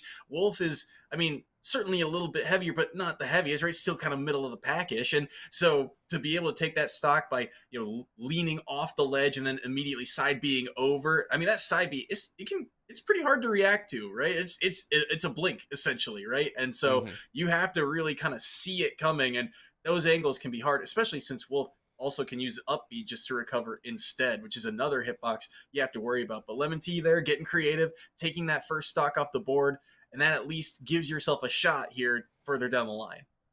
And to at least see who the second player is, we're taking a look at the rosters currently available for the side of Fisher East. They have 2 players listed. It is VDAD as well as DM. I personally am not acquainted with either of these 2 players, but again, if their roster is as deep as Jerry is, I can only assume that it's going to get better and better, and especially since they have optimization factors, Wolf is coming out. There is no other option. It is singular Wolf all the way through. Yep. Wolf is locked in for this set in particular. And from the players that we've seen, I know DM is on this roster, and I know I've seen him at least in years prior, so a veteran of the scene. VDAD, I believe, also along this squad. Last we saw him play was Rob for this squad in particular, and Rob, I wouldn't be surprised to see Rob, very well-rounded character, bigger body, so should be able to survive a bit longer. And those heavyweights, especially in a crew battle format, are built for these types of scenarios where it's just like, even if you can win the game or lose the game, but the heavyweights I feel like are just meant to not get 3 stock. They're built to find a way to take stocks off the board, at least one, and just make it that much harder for teams. So Rob, not exactly the classic heavyweight like a King K. Rool or Bowser, but you understand that the concept there. And so we'll have to see who for the Falcons will they opt to send in to see if they can clean up Lemon T here. But we're going to see a complete character switch up. The DLC coming out, the Steve stepping into the ring. Hey, get that right. That ain't no Steve. That's an Enderman. That is an Enderman joining us here today. It is going to be DM to bring us what could be the end of this series, of this set. And I think that was a stage mix-up there. Yeah. I think that was a stage. Dang it. I was so excited. I saw Lemon T dive off as well, and no, that is DM on the other side. But I was like, man, that was interesting. But yeah, we are going to get a stage 12. But now we get to see, right? You were talking about the Rob earlier. It is not the Rob. It is going to be that Steve, which again, people are touting as one of, if not the best character to currently pick up. I mean, all around encompassing, and all of a sudden, Wolf is like, crap. Yeah, no, it is a tougher challenge for Wolf, mostly because the game plan for Steve, a lot of Steve's right off the bat, it's build the wall, mine the materials, get the better equipment, you do more damage, and all of a sudden, all of your bread and butter combos are just that much more painful for your opponent. So it's going to be an uphill battle for Lemon Tea for sure, for just this one already. I mean, it was already tough going up against Jerry in that opener. Now you see this on screen, you go, oh boy, here we go again. Because how does Wolf deal with it? Well, not very easily. I think you do have to be very careful, because even if you do something like just down tilt or down smash that lower block, or just forward tilt or try and forward tilt through, part of the reason that block wall is so difficult is so few characters have the ability to kind of poke through it or quickly deal with it just in the first place, especially if those materials are of higher quality. So for Wolf, that's not necessarily an option. So you do have to make your 2 or 3 openings on this character count. When you get your grab or when you get your forward air in, you have to make all of that combo work and just get the full extension off the back of it. Because Steve is, on the lighter side of the cast. You can kill Steve at 60 or 70 with a good forward smash or down smash at the ledge, but those situations are going to be so few and far between, and it's going to be even more difficult when the combos come out this quickly. 46 racked on in just 15 seconds. If that were a steal, that would have been like 70, 80. But DM not allowed to even farm up at all. I like this, the aggression coming out, not allowing the farm to come through just yet. Importantly, also keeping him in the air, just trying to ensure some value there. The dirt block chase higher and higher and higher into what could have been the finisher. You saw a little bit of the aerial, but I mean, Lemon Tea is just not having a good time right now. Yeah, once you're in that up tilt, there is just so few ways out of it. It is just a hard combo to get out of, and the damage just continues to rack on because of it. That side B actually going to clip over the ledge there, and DM not quite ready for it. That second side B, the other thing, that cart is also going to be really hard to manage because it's just another quick option for Steve to throw out there as a projectile. They can also ride in it, which means that the reflector won't work on it, I believe, and you have to get above it. It's just positioning with Wolf in this matchup in particular can become so difficult. Down tilt will poke through there, so something that DM's going to be have to watch out for. Can't dash in off of that grab though, cannot punish, and there just he barely can't get over the block and stuffed out again. Oh, that was a statement from Lemon Tea. Lemon Tea is like, nah, you don't get a farm like that. DM's like, watch me, and Lemon Tea is like, yeah, I'll watch you dive. Great first kill there, and hopefully trying to get another. Remember, for Lemon Tea, every single stock matters, and you trade out. So honestly, DM's pretty happy about that one. Footstool into down air, the Anvil will take it, and just Lemon Tea kind of getting caught out being a little too aggressive in that moment, but stock for stock here, walked across stage, has to recover low, is able to get out of these up tilts, and DM, you can see that they're trying to fish for it, right? They're looking for that one opener to get that string of hits together, especially with diamond equipment. That's so much damage, and especially if these forward smashes or down smashes start to connect, that's just even more hurt being put onto this Wolf. 67 right now, no easy way through. Quick reaction though. I love these kind of patient and then quick dive-ins from Lemon Tea, just kind of mixing up the pacing, right? Normally if you're jumping around, it's like, okay, I've seen the jump, I know that there's a move coming out, but those fast falls, the changing of pace by Lemon Tea is just barely throwing off DM, and it's allowing Lemon Tea to get openings. I mean, you need a few more than just openings, though. You need the openings plus more, and now it's a chance. You can see a little bit of desperation chasing in there. Good punch to the side, but a good shield, a perfect guard. Steals away that stock, and Lemon Tea is on their last for the team. Yeah, Lemon Tea just a little bit too predictable there. You're seeing Lemon Tea throw out a lot of these back airs, and they're trying to do it as a landing option, just trying to keep themselves safe. But DM sees the timing over and over and over again when you're just doing it at center stage and not actually getting onto the shield there. Just there's no reason for DM to approach. And so Lemon Tea, you have to go in, and the one time you do, DM has seen the movement, they see the timing of it, they get the parry and the punish off the back of it. The side B again is gonna get pulled out by the parry again, and DM's follow-up is just too clean. Down goes Lemon Tea, and Fisher takes set number 1. You build that house because you earned it. Only 2 members from Fisher went out, and only, I believe, 3 stocks were actually dropped there. I believe DM was actually able to maintain 2 of them, so very, very well done. And taking a look here, now that we see the 3 that are being brought out from the side of Kane, my question now goes to who do you want to open with? Because we know all these players are very, very experienced, and now it's the guessing game, right? You know 2. You know 66% of what the squad of Fisher East are going to throw out. Pitt obviously was not one of the best. Maybe that was just a matchup chance, but if you were the coach, who would you be sending out as the opener now that we've kind of seen everything for Kane? There's a couple different philosophies to it. My mind goes to let's lead with Lemon Tea this time around because in this case, Wolf is just well-rounded enough that in case Fisher decide to throw in that curveball of that third character, or this time they decide to lead with DM, you're kind of more prepared for everything with Wolf. Wolf gives you enough in their kit to be able to deal with what a lot of the cast brings to the table. Plus, they just played, so their hands are already warm. Why not give them the chance to follow up off the back of it? But we'll see what they have to do here. I mean, they've got some time to think things over. Maybe, again, Pitt is another character that does just give you enough in their kit to be able to deal with a lot of the cast, but they got shut down in the opening, so maybe give them the chance to run it back here. We'll have to see. There's a lot of variation for them.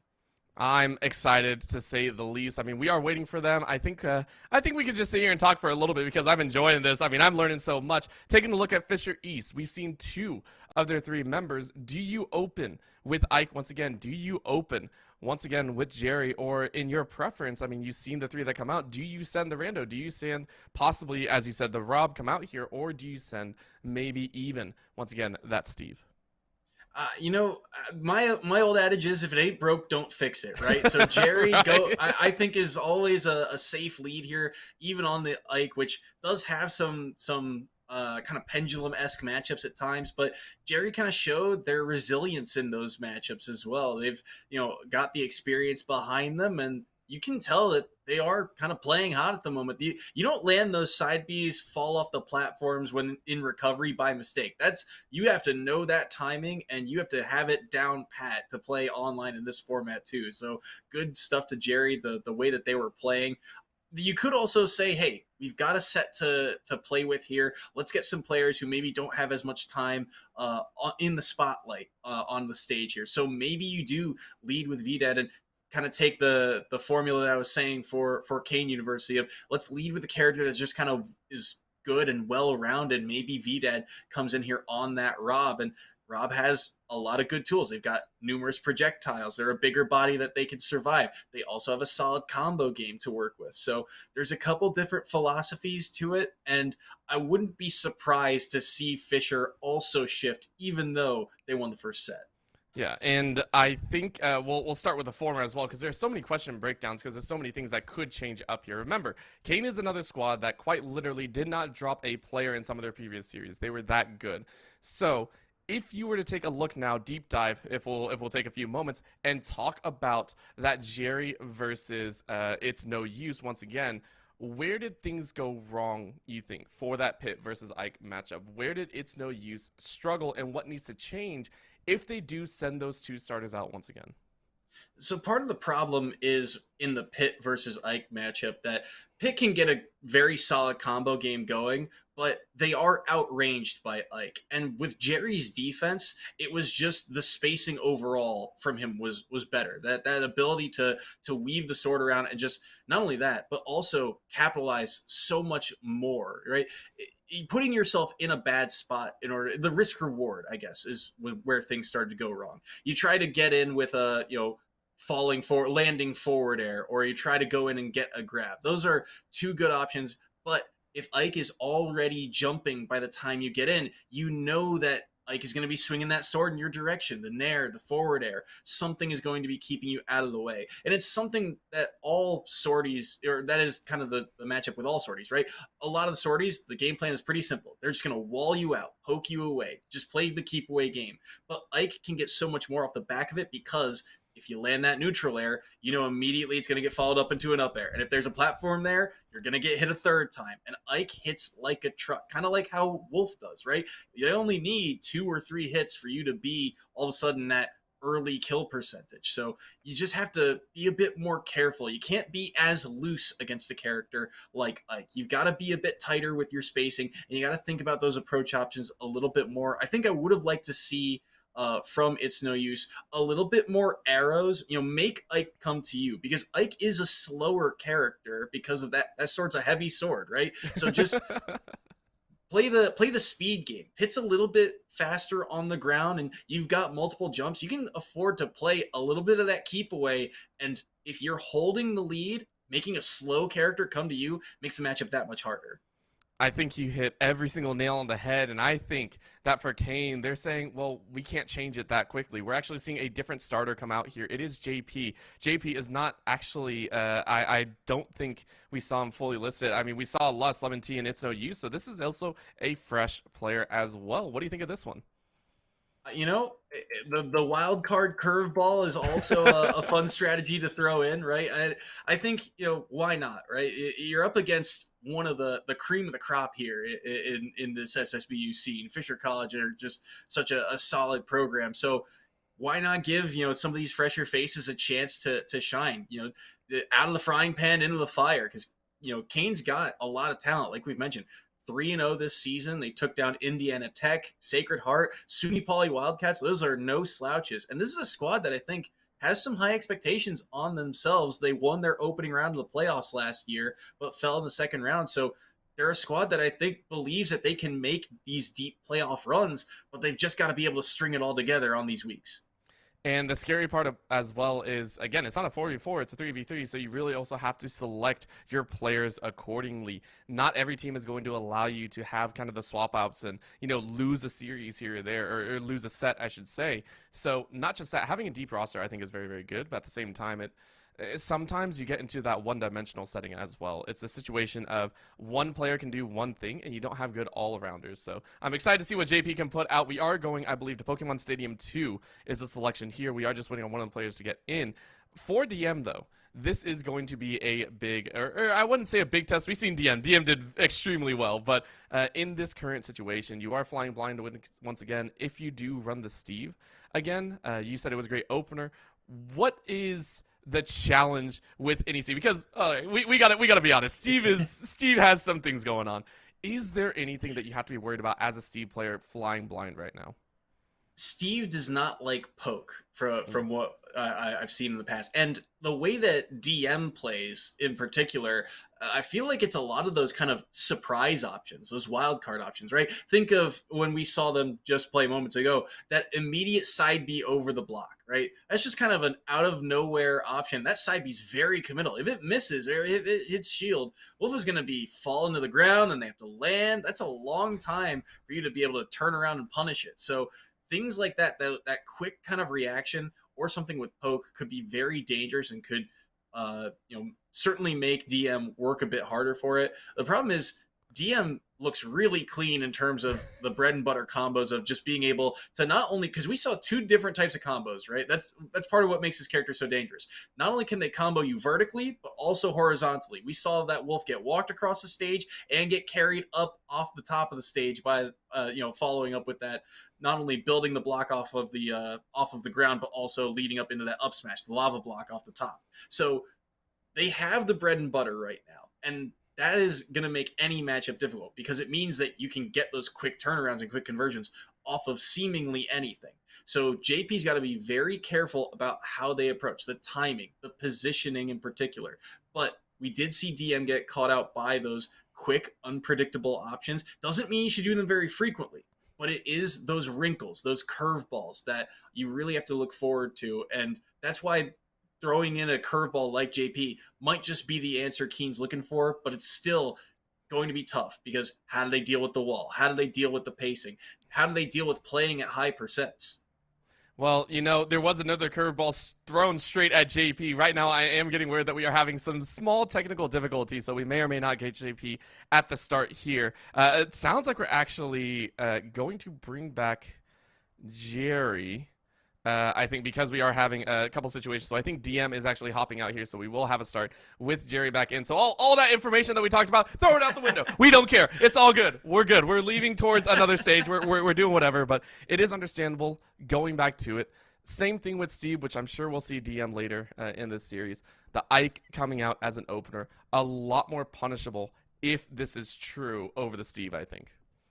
Yeah, one of the things that's kind of difficult to play around with Ike is that recovery, right? Ike's recovery, it is, just complete 90-degree angle in either direction, right? You're either completely horizontal or completely vertical. And there's a lot of characters that can take advantage of that, but you do have to position yourself accordingly. The biggest thing about Ike's up B is that there's a lot of hitboxes to weave around, right? He tosses up that sword is spinning around for a minute, and it's all along that line that can be dangerous. The position you have to put yourself in is above Ike. And that's not easy because it's kind of like a blink to go right straight up like that. And you have to be very quick to react to that. You basically have to land the read or the call out, or that side B is just completely horizontally across. And especially since we've seen Jerry get the timing down on that kind of slide off of the platform, you do have to, worry about that position because that's a hitbox that's still dangerous to deal with. It's not going to kill, but it is kind of a knockaway and gives you, stage control for Ike if it connects. So you are going to have to be very careful with your positioning overall, but Ike, a slower character that you can potentially take advantage of. And if you're off stage, if you get the timing down, we saw Jerry get that down tilt against It's No Use on that pit. I believe it was on stock number 1 or 2 and nearly get a kill off the back of it. You can also do that to Ike. You can still find the timing between those hitboxes. It's just a lot more difficult. All right, well, there you go. I think we are going to go to another short break, just real quick. I know everyone has been very excited so far. We're just making sure to iron out all the technical difficulties and make sure we get you a clean game. Please don't go anywhere. I think it's only going to be a minute or so. We'll be right back. Never mind, I lied. No, we're not. We're going straight into the game. I lied. Ha! I'm good. Don't worry, everyone. I'm not crazy. We are actually also going back to DM. So all the things that we just said about, about the Ike as well. Don't worry about it. We're good. Don't even worry about it. We're good. It is that nest for JP. Pull the notes back out of the trash can. They're not done yet. Here we go. The Ness coming out here, though, is a different matchup. So Ness has the poke in their kit in terms of projectiles to be able to quickly deal with that wall. The problem is the damage that gets dealt to them can be even more damaging because, as you can tell, this is not a big body. That is a light boy that is going to get hit heavy by this sword. Already at 118 right now, trying to recover, able to snap to the ledge here, and actually gets scooped by that up smash. And so it's a 0 to death right off the bat here from DM. Oh man, this is not the start that Kane were hoping for. They were hoping for a little bit of a difference, and I mean, you were also talking about this is one of the situations, being able to get those projectiles in, get those little quick taps in. It's just not working. JP, no chance at recovery. A quick second as well. This might be over before it even started. Just kind of overthought that whole scenario. DM goes down there threatening to block out that whole recovery from Ness because he can place those blocks deep down out there and potentially just block the whole up B from Ness, but JP just faded too far away, couldn't really get the angle right, and there's not enough distance in that recovery. It goes a long way, but not as long as you'd think in that scenario. And the back air connecting instead. DM a 3-stock right off the bat. You don't even need the steak. I don't know why you're eating. You took no damage. You got all your hearts left. You're fine. That was under a minute and a half on the game. DM straight up slaughters there. And JP, I mean, we knew that this was going to be an interesting matchup. We didn't even really get to talk about the Nest, but we figured it was going to be challenging, right? Light character, if you get caught in the combos, it's a problem. You mentioned it as we were watching 2 stocks fly by, and it just happened that way. It felt like JP kind of got into their own mind a little bit. That second stock was definitely, I think, a swinger on the mind. Yeah, it's... This type of matchup to me is very double-edged sword, right? Either JP completely destroys the wall that DM likes to farm behind and is able to get in, get combos, and get good damage on board, or DM lands his combos, gets good edge guards, and Ness is completely shut down. And I think we saw the latter half here. DM got the combos early, JP was quickly forced to the corner, and Ness's recovery, it's good, but it's difficult, right? It's hard to master all those angles, and there are multiple ways to deal with it, to get around it. And DM has options there. They can try and 2-frame it. You saw that they just threatened to literally block the recovery, in that corner. And it didn't end up working out, but just the looming threat of it kind of forced JP out. They tried to play patient, didn't read their own distance correctly, and could not get back to the ledge. And when you're playing almost that scared, you almost, or you're kind of starting on the back foot. You're starting on your heel instead of your toes. And that is just a tough place to be, especially when you're going up against a squad with this much depth. It's the overwhelming presence, and anyone that has played, I think you hit it right on the head.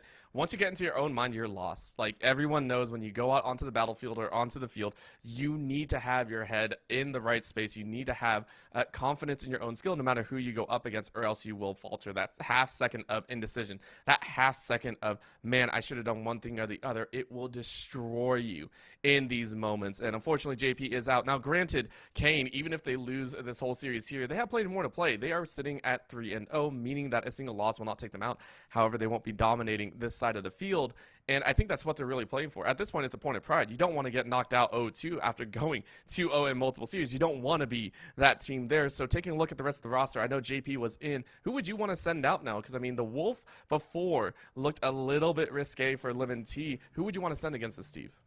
There are two philosophies to it, right? You either send out the Wolf potentially, or you go to the Bayonetta Lust. You could opt to use It's No Use, the pit player that we saw in round one, and it's tough. I think part of me just says let's see how many Lust can get on the Bayonetta, because those quick aggressive options were working early on from what we saw from Lemon T's Wolf, and Bayonetta can get even more off the back of it in theory. But I think that maybe in this case, this is one of those days where you hold Lust back and just make them the third man in this roster, the anchor of the lineup, and just see, how far can they go? The true test of metal. See how much the depth of your roster can kind of support. But instead, we're going to get them on the board here and now. They're trusting the depth of the roster as the anchor. They're getting the home run hitter here in the second round. There we go. In comes the Bayonetta. Gonna have some fun here on PS2 once again. Pokemon Stadium being the home and burial mound for multiple players right now, and it is already not looking so great. Luz has got to get back to the stage. Easy does it, but my gosh, that start. I mean, after that first game, I was very scared. Oh yeah, that one was scary, but it is Bayonetta, and that recovery just barely able to hold on to it. Not as easy as you'd think, but I mean, DM able to get so much off the bat, and that's something that Fisher also love to do. If they see that you're going to try and do something aggressive early, if they think they can try and get cheeky with it and take an early stock, they will absolutely go for it, just to test you, just to be sure that you're on your game and you're ready. And Lust was in that moment, and now they've got the percent lead off the back of it, 127 to 51. Up tilt reversal, no, not going to be able to follow up. That was forward smash, nearly able to get through the wall, but that's something that DM is going to have to be able to, or going to have to adapt to, because that's the poke that we were talking about to get through that wall. Of course, you don't even have the wall up. That's another problem. A little bit of a lay there on the edge, and now a little bit of a time winder almost set up, and there's the grab and the punch. The flurry sends a stock down. Lust will happily take that one, and again, as much as we say this one's looking close, Lust still has a lot to work through. Really good, smart play there from Lust in that sequence. They all started off with the down B on the cart. That projectile basically gets parried, but their landing gets caught out by the forward smash with diamond equipment. That's so much damage against a light character like Bayonetta. Now the combo game here for Lust early on. Good up airs into the up B. Turns around with the side B. Can they connect all the hits? Not off the top yet. Good DI there from DM. Able to weave around that grab as well. Maybe the reversal? No, air dodged out of. DM trying to find a way to take this stock, chasing him down into the corner, but DM still just holding shield, playing patient, Lust waiting for any panic option, but no panic option needed. The players that can hold their nerve with 100 to 115 are scary players, right? Like, they are not scared about moving in. Most players are like, yeah, we'll chase certain options, but I mean, DM just has too much composure there. Finally, a good catch, a couple kicks, and a kick sideways sends him off to the top right corner. A little bit of a hard finish, but makes it nonetheless. Good back air there. Kind of a mix-up, right? All the way across the stage. Not exactly ready for it. Typically, you just kind of follow them away, but instead mixing things up and getting the stock for it. So 67% here, 2 stocks apiece. This is a massive stock for Lust here. They can knock off DM and just make it a 1 stock differential here. gives yourself a much better chance here, but Lust might be able to find something here. Good up B follow-up off the top. Maybe the forward airs connect. Are they gone? Oh No, my just gosh. barely holding on again. And at 93% DM, holding on, looking for any other opening. Another grab misses. Maybe a second follow-up. No, just barely able to fall out of that side B. Oh my gosh, the fact that DM is still alive is ridiculous to me. Now it's going to be a throw, a chance and a half here. Lust is going to set themselves up for a chance. Don't want to lose another stock. Remember, you have another 3 to go through if you want to tie things up. It's going to be a little bit of a float. Sword is out. A little bit of gold in favor, and now setting up the L. I love that so much, by the way. So good. Sending the storm out as well. A little bit of a cart. No value, though. Again, both players trying to chip away. That's a swing! The smash shakes it as Lust is down to their last stock. And that's the same thing we saw the last time these two played, right? Lust just kind of gets caught jumping, looking for any approach from DM, and DM says, no, you can't do that. I'm not approaching you. And all of a sudden, Landing gets called out by that forward smash with diamond equipment now. Look at all the damage, 65%. Recovery back to the ledge, Lust in the corner, cannot land here. Spike off of that forward air. Back air won't land. Tried to call out the roll there was DM, and now you're both in the red. Back air from center stage, guns out but not used here. Fading back with that back air, still not able to connect on it. Now a jump in gets called out, and it will be just enough. Lust holds on. That is, good lord, what is going on here? That was 3 times that we saw DM deny the finish, and the fact that DM was able to hang on to 1 more is impressive in its own right. Very, very well done, but Lust finally able to get some redemption. It is not going to be a 6 or 7 stock run. It is going to just be 5, and you know what? 5 is better than losing that second player, I think. Yeah, that was a rough one to drop that second stock, but I mean, keeping Lust on the board is a big win for Kane in this situation, just knocking off the first member of Fisher, seeing who they opt to send out here. You're going to get, potentially counterpicked, right? Because they see that, it is Lust on the board, but still, getting 1 player off the board is all that matters here. Now you got to find a way to take the next 3. And Bayonetta has that explosiveness about them. I mean, how many times do we see the red sparks off the top of the screen there from Lust? Nearly able to take that stock off the top a handful of times. So you do have to be very wary here if you are Fisher. But you also know that all you need is 1 more stock to get down to that last member. Yes, and we're not even gonna have to worry about that one. We get the fun. We get the Rob coming in here. I love it. I had to get excited. I mean, listen, you gotta see Rob. You gotta have a fun time. I love the little robot. Listen, in what was it? The story mode of, I think, Super Smash Brothers. I think it was all the way back. I forgot which one. It was so much fun. Anyways, taking a look at it, we now get to talk about this Rob, the one that we were hinting at back in the beginning of this second set. This is going to be quite fun. Again, Rob a little bit heavier, able to deal with a lot of those combinations, maybe some breakaways as well. And the float, being able to float around and deny that edge of, hey, I know you're going to go for edge here or higher. You can float. You can change things up on a dime's notice. Yeah, it's not as easy for Lust to connect on things like edge guards if their combo doesn't lead to a kill. It is a bigger body, so those combos are easier for Lust to land in the first place, and you can get that full damage online. But the kill is not going to be as easy. And the other thing, too, there are potentially more openings here, because we saw this a couple times. Remember the minecart got countered a couple of times. Bayonetta's down B, that witch time. Kind of puts you in stasis, I guess, for lack of a better way of putting it. Just kind of freezes you for a bit. And that's what we saw Lust take stocks on a couple of times. You can do that to Rob's gyro and Rob's laser. That allows Lust to get more follow-ups there right off the bat, immediately, not allowing that hitbox to come through, and then uses it as their own item. So good recognition from Lust that they're going to be able to use that move, and now it's another wrinkle to the game plan that VDAD is going to have to be able to worry about. But VDAD also has some pretty solid combos that work against a lot of the cast, and Bayonetta being a taller hitbox does not give Lust a whole lot of wiggle room. And it's not the worst thing in the world to trade out a stock here, right? For VDAD, you're like, it wouldn't be the worst thing in the world. It wouldn't be optimal, right? But you could theoretically just do that just to get Lust off the board. This is a matchup that maybe you're not used to as well if those projectile combinations aren't really working in your favor. However, the projectiles are working very, very well. 130, and now off the ledge, trying to cover the option zone, not covering high, and that's going to be a kick. Now VDAD on the edge, trying to go for a swing, now getting comboed out, swung back towards the stage, up in the air, can't grab the last, great dodge, and VDAD survives.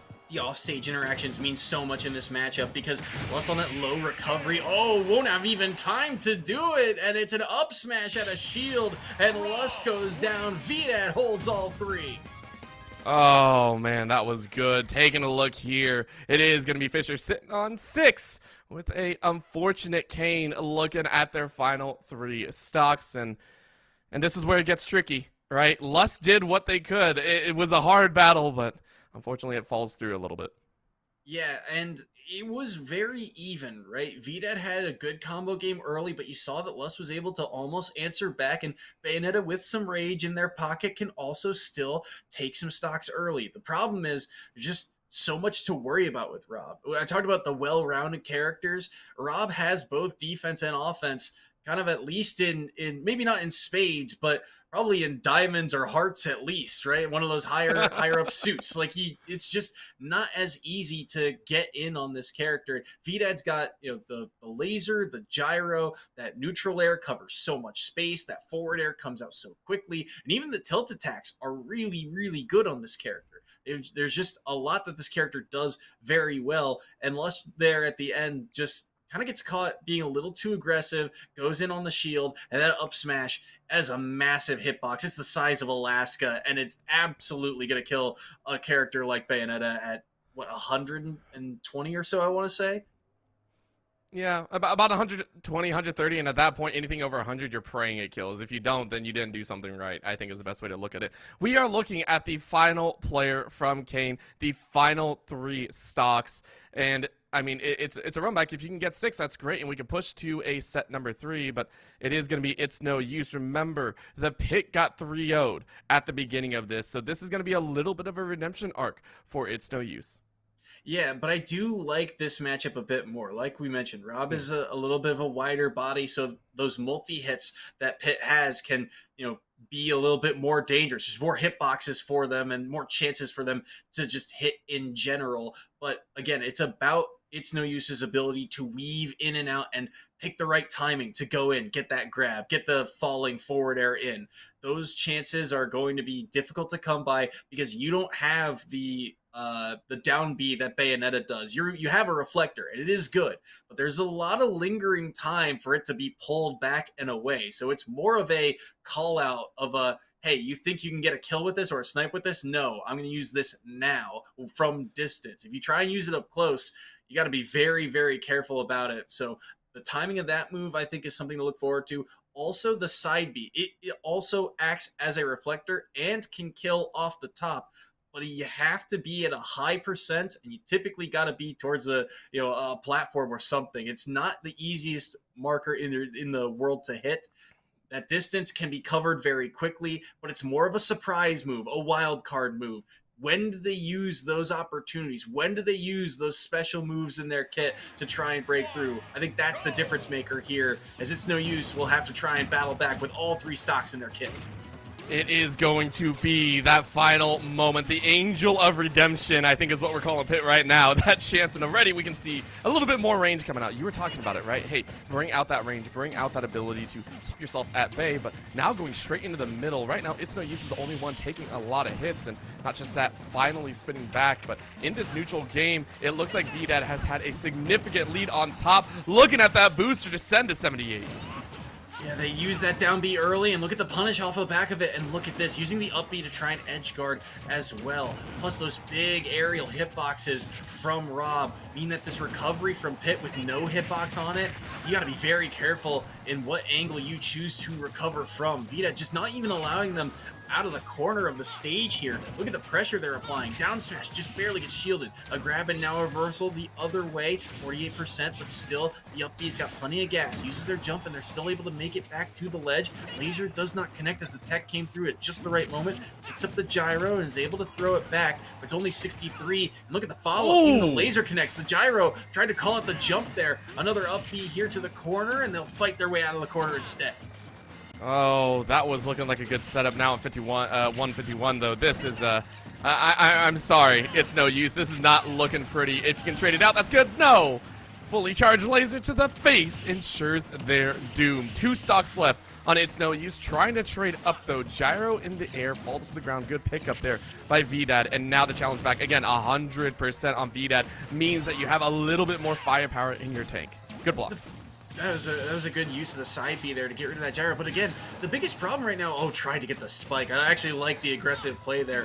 But this play around the corner, It's No Use has just got to make better use of center stage right now. The problem is we are in the corner for so long, and Rob has so many options. That gyro covers so much space. You're putting yourself up against the wall. Eventually that side B will be able to take the stock. But It's No Use is just spending so much time in disadvantage. You've got to hold center stage for longer. It's difficult with all the projectiles that Rob brings to the table, but you've got the pace advantage. You've got the disjoint, and right now, VDAD is just not allowing them the time to use it. Oh, and the combinations as well. I mean, we're talking about It's No Use has to get to the middle. I mean, there is some trouble there, right? As you said at the very tail end there, VDAD is just covering everything time and time again. Look at that, not even allowing a middle drop there. It says, no, you have to space out to the edge, and no, It's No Use has to fight from there. Keeping eyes on this one, though. Another boost sets it up in the air.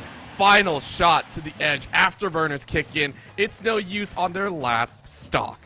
The fadeaway, the spacing from VDAD is just so on point. They are in their face constantly, and then in disadvantage, they play patient. They wait for that panic option. It's that change of pace that means everything right now for VDAD. Look at this, the follow-up, the down tilts on shield. Eventually a combo comes the other way, but he just continues to mash these tilts and just say, get out of here, get off stage. And the moment he does, he says, okay, your turn. I'll wait. I'll play patient. I'll wait for you to make a mistake. And because of that, look at this, 96%. He's got nowhere to land. The chase down. Oh! The gyro deep downtown. Down air doesn't land. Back air will hit shield instead. Neutral air to knock him off stage. Another grab. He's got the platform, but he'll go for the berry. Into the up smash. And down goes It's No Use. And Fisher College get the victory. There were some moments there where VDAD was like, I want to style so bad right now. I want to style. I want to get the off-air gyro. I want to get the off-platform, laser or anything. I love it. The fact that you're able to go for the old basic ground and pound into up smash, it was perfect. And It's No Use. I will give huge respect. Going from an 0-3 to that, fighting much harder, and the stocks look much closer, I give credit to. But again, as you said, coverage from VDAD was just too dang strong. They just played it so smart, right? And VDAD, who just went up against Lust, while it was only one stock against Lust, the complete change of pace is just the ability to flip that switch from character to character, to change that game plan between matches is very commendable. That is super noteworthy, and it shows the depth of the player to be able to recognize, okay, I have to change things up here. I have to recognize, hey, he's got that little bit of poke, he's got a reflector in his kit, but if he doesn't have the time, if he doesn't have the space to utilize those things, then all of a sudden my options are just faster. Things like the down tilt, the forward tilt, to just keep It's No Use in the corner of the stage, not allow them to even use. How frequently did we see arrow outside the first stock? It was gone, never used again. That poke option completely mitigated because It's No Use was just in scramble mode half the time. So well done, and I mean, keeping someone on the ledge, it's hard to do that time and time again. So very, very well done to the side of Fisher East, and hopefully we get to see Kane come back later on and give us a run, or give Fisher a run for their money, maybe in the playoff run, but we'll have to wait and see. Of course, we are going to have an interview with one of the players coming out of Fisher East, give us some insight into what they thought going into this matchup, and if they're excited and happy about the outcome. Please don't go anywhere. We'll be right back.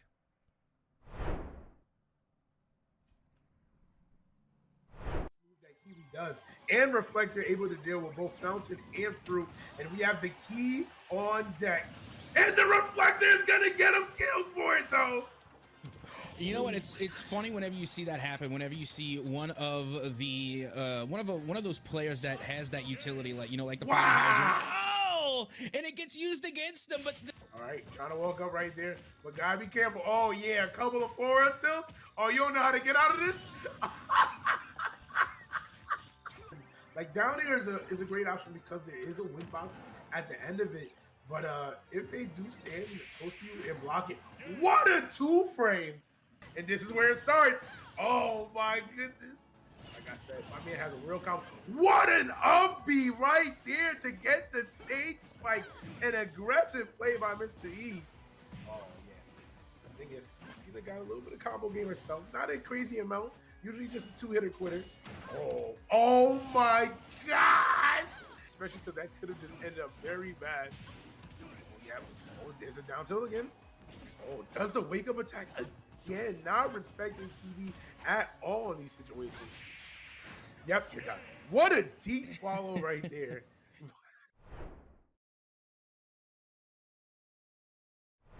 Of this denial util, they push away the Jet, and they're going to be hunting them down aggressively. Rhymaster, they're going to enter a bit dry, and they get a nice classic kill, and those are just straight from Marketplace. A BOGO to go. They've already found 3, and basic Halo 2 rifle doesn't do much to get them anything, but they have a 2v2. Equalized after being on a thrifty situation. Scorch is going to be close quarters combat. Wild West swing off the flash, and it's Tim that comes out the better as they're now traded out. 1v1 Skies. Whoa. Trying to be able to swing out. You have Hawk, who's just got 6 HP. They got a Guardian, and no one clearing corners. Ooh. Oh, Lord Bowling Ball and Hawk doing absolute damage to St. Francis. A flawless, our first of this match. And now they've got to run it out. They've got a 0 point. They got an operator in the hands of Hawk Frost, and that has to be huge picks. They missed the timing on that near side box, and that's gonna be good for 2. Skies finds a couple. Oh. Stevatron last alive, but Scorch will be burning them up. It took only 1 OT this time. St. Francis learned their lesson. They take game number 1. That was. Either way, these comps are really going to stump me. It's a bit of something that catches you off guard. You're not seeing a Sage on Vine. You're not seeing a Reyna usually, but look at this. This guy's just going not today and denying all of that. And that's going to be quite the near miss, especially with Doodle on 15 HP. Really got to make sure we're not going near it. And of course, the resurrection comes, but it's not going to be enough for SFU because Stevatron landed themselves for victory. 9-12 though. They're in a bit of a pinch. That's going to be a double kill. That's Doodle. Staying up. They've got that extra frag in here. Getting damaged. Is this the end of the season? Here we go. And Vine gets finished off. Fine, done, dusted, and put into the works. Well, guess what? You wanted your latent curse to continue. We got a full form of it as we hit map number 3. First outside of their teleport range. That means this is going to be very dangerous for anyone that wants to take them on.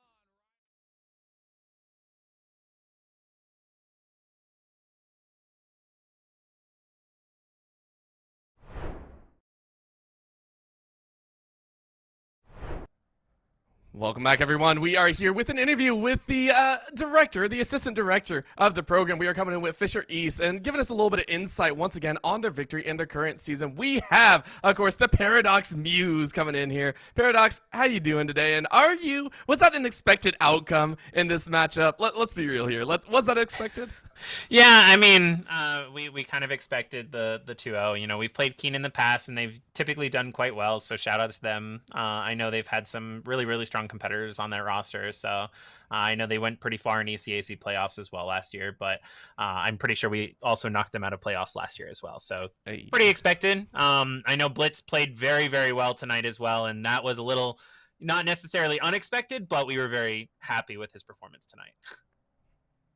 One of the things I've always noted about Fisher is that you guys have so much depth on the roster. It feels like every single week one of your players has that kind of pop off moment. How do you get your players ready for these weekly matchups?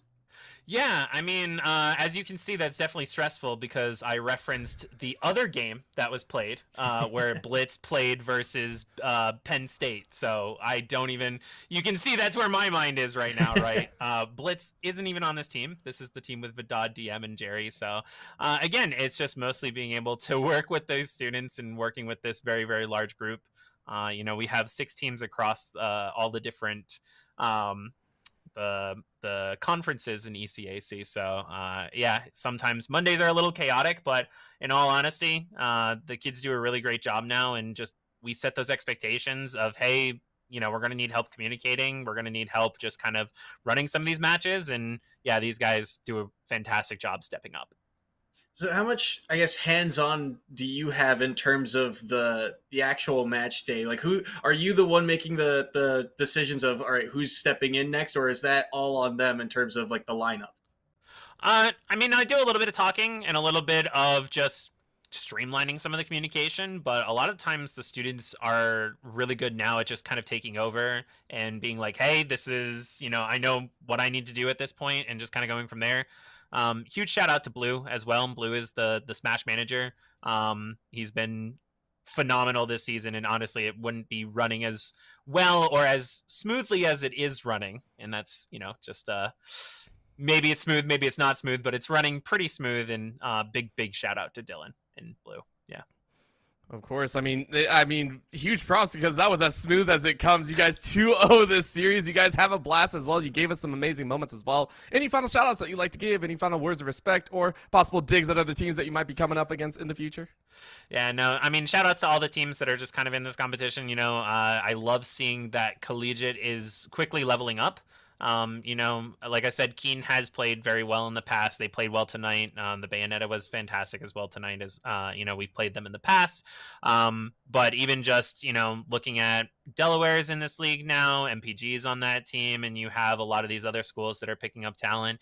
And honestly, that's something that is phenomenal to see, is, watching a lot of people kind of follow in that Fisher footstep of, we picked up a lot of big name talents and continue to pick up some big names, but seeing what other schools are doing now is very, very nice, and it's just going to be very good for the scene overall.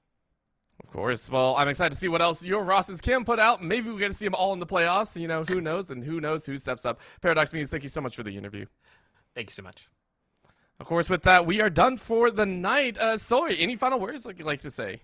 I mean, this was fantastic. Good to see both these schools obviously get some time in the spotlight. Fisher coming out on top 2-0 over Kane.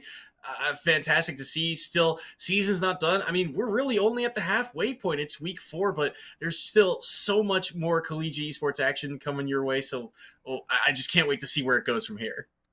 I'm excited as well, and only time will tell who reigns at the top. As we know, regular season means a decent amount, but I mean, playoffs is where it's at. Thank you so much for tuning in. My name is Orbital. With me has been Soy for the SSBU broadcast. Shout out to Colton as well for dealing with both of us here on the desk, and we will see you all tomorrow for some ECAC Valorant starting at 8 p.m. EST. Have a good night.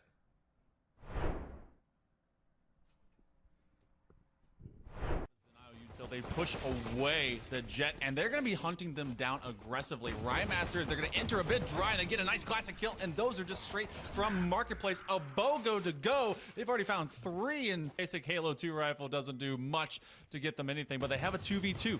Equalized after being on a thrifty situation. Scorch is going to be close quarters combat. Wild West swing off the flash, and it's Tim that comes out the better as they're now traded out. 1v1 Skies! Whoa!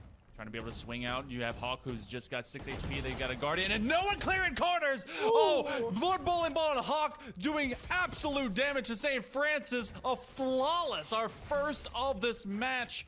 And now they've got to run it out. They've got a 0 point. They got an operator in the hands of Hawkfrost, and that has to be huge picks. They missed the timing on that near side box, and that's going to be good for 2. Skies finds a couple. Oh. Stevatron last alive, but Scorch will be burning them up. It took only 1 OT this time. St. Francis learned their lesson. They take game number 1. That was... By the way, these comps are really going to stump me.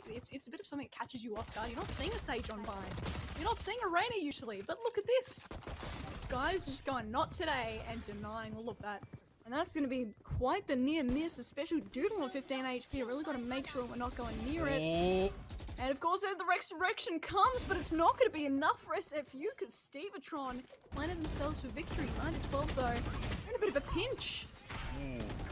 That's going to be a double kill. That's Doodle. Staying up. They've got that extra frag in here. Getting damaged. Is this the end of the season? Here we go. And Bind gets finished off. Fine, done, dusted, and put into the works. Well, guess what? You wanted your latent curse to continue. We got a full form of it as we hit map number 3. First outside of their teleport range. That means this is going to be very dangerous for anyone that wants to take them on. Rymaster caught unawares. Suddenly, the power play stands up. The Prowler doesn't see much, but you have 2 entering from the west.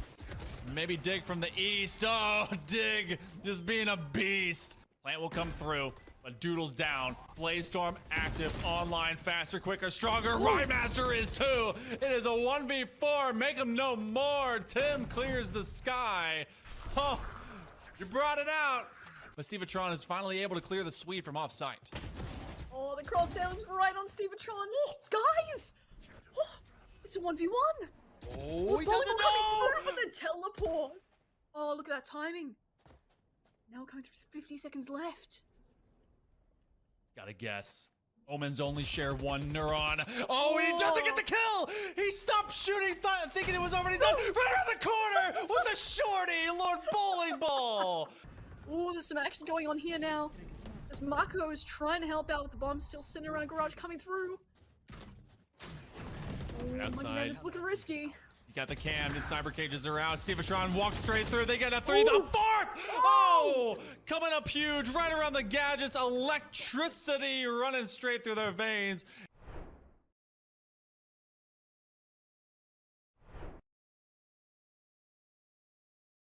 A lot of what the Derpager wants to do in this matchup, because there's so many projectiles you have to worry about, but Derpager sets up the combo. Oh my mercy! Wow! No tech either.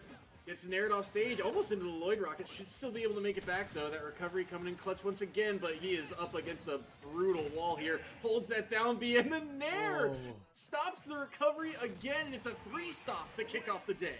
Sort of access to an entryway to try and get an opening for themselves, and then the lingering nair edge guard is so clean. Side B's gonna knock Derpager off stage, but not enough to take the stock. There's the up smash catching him on the platform.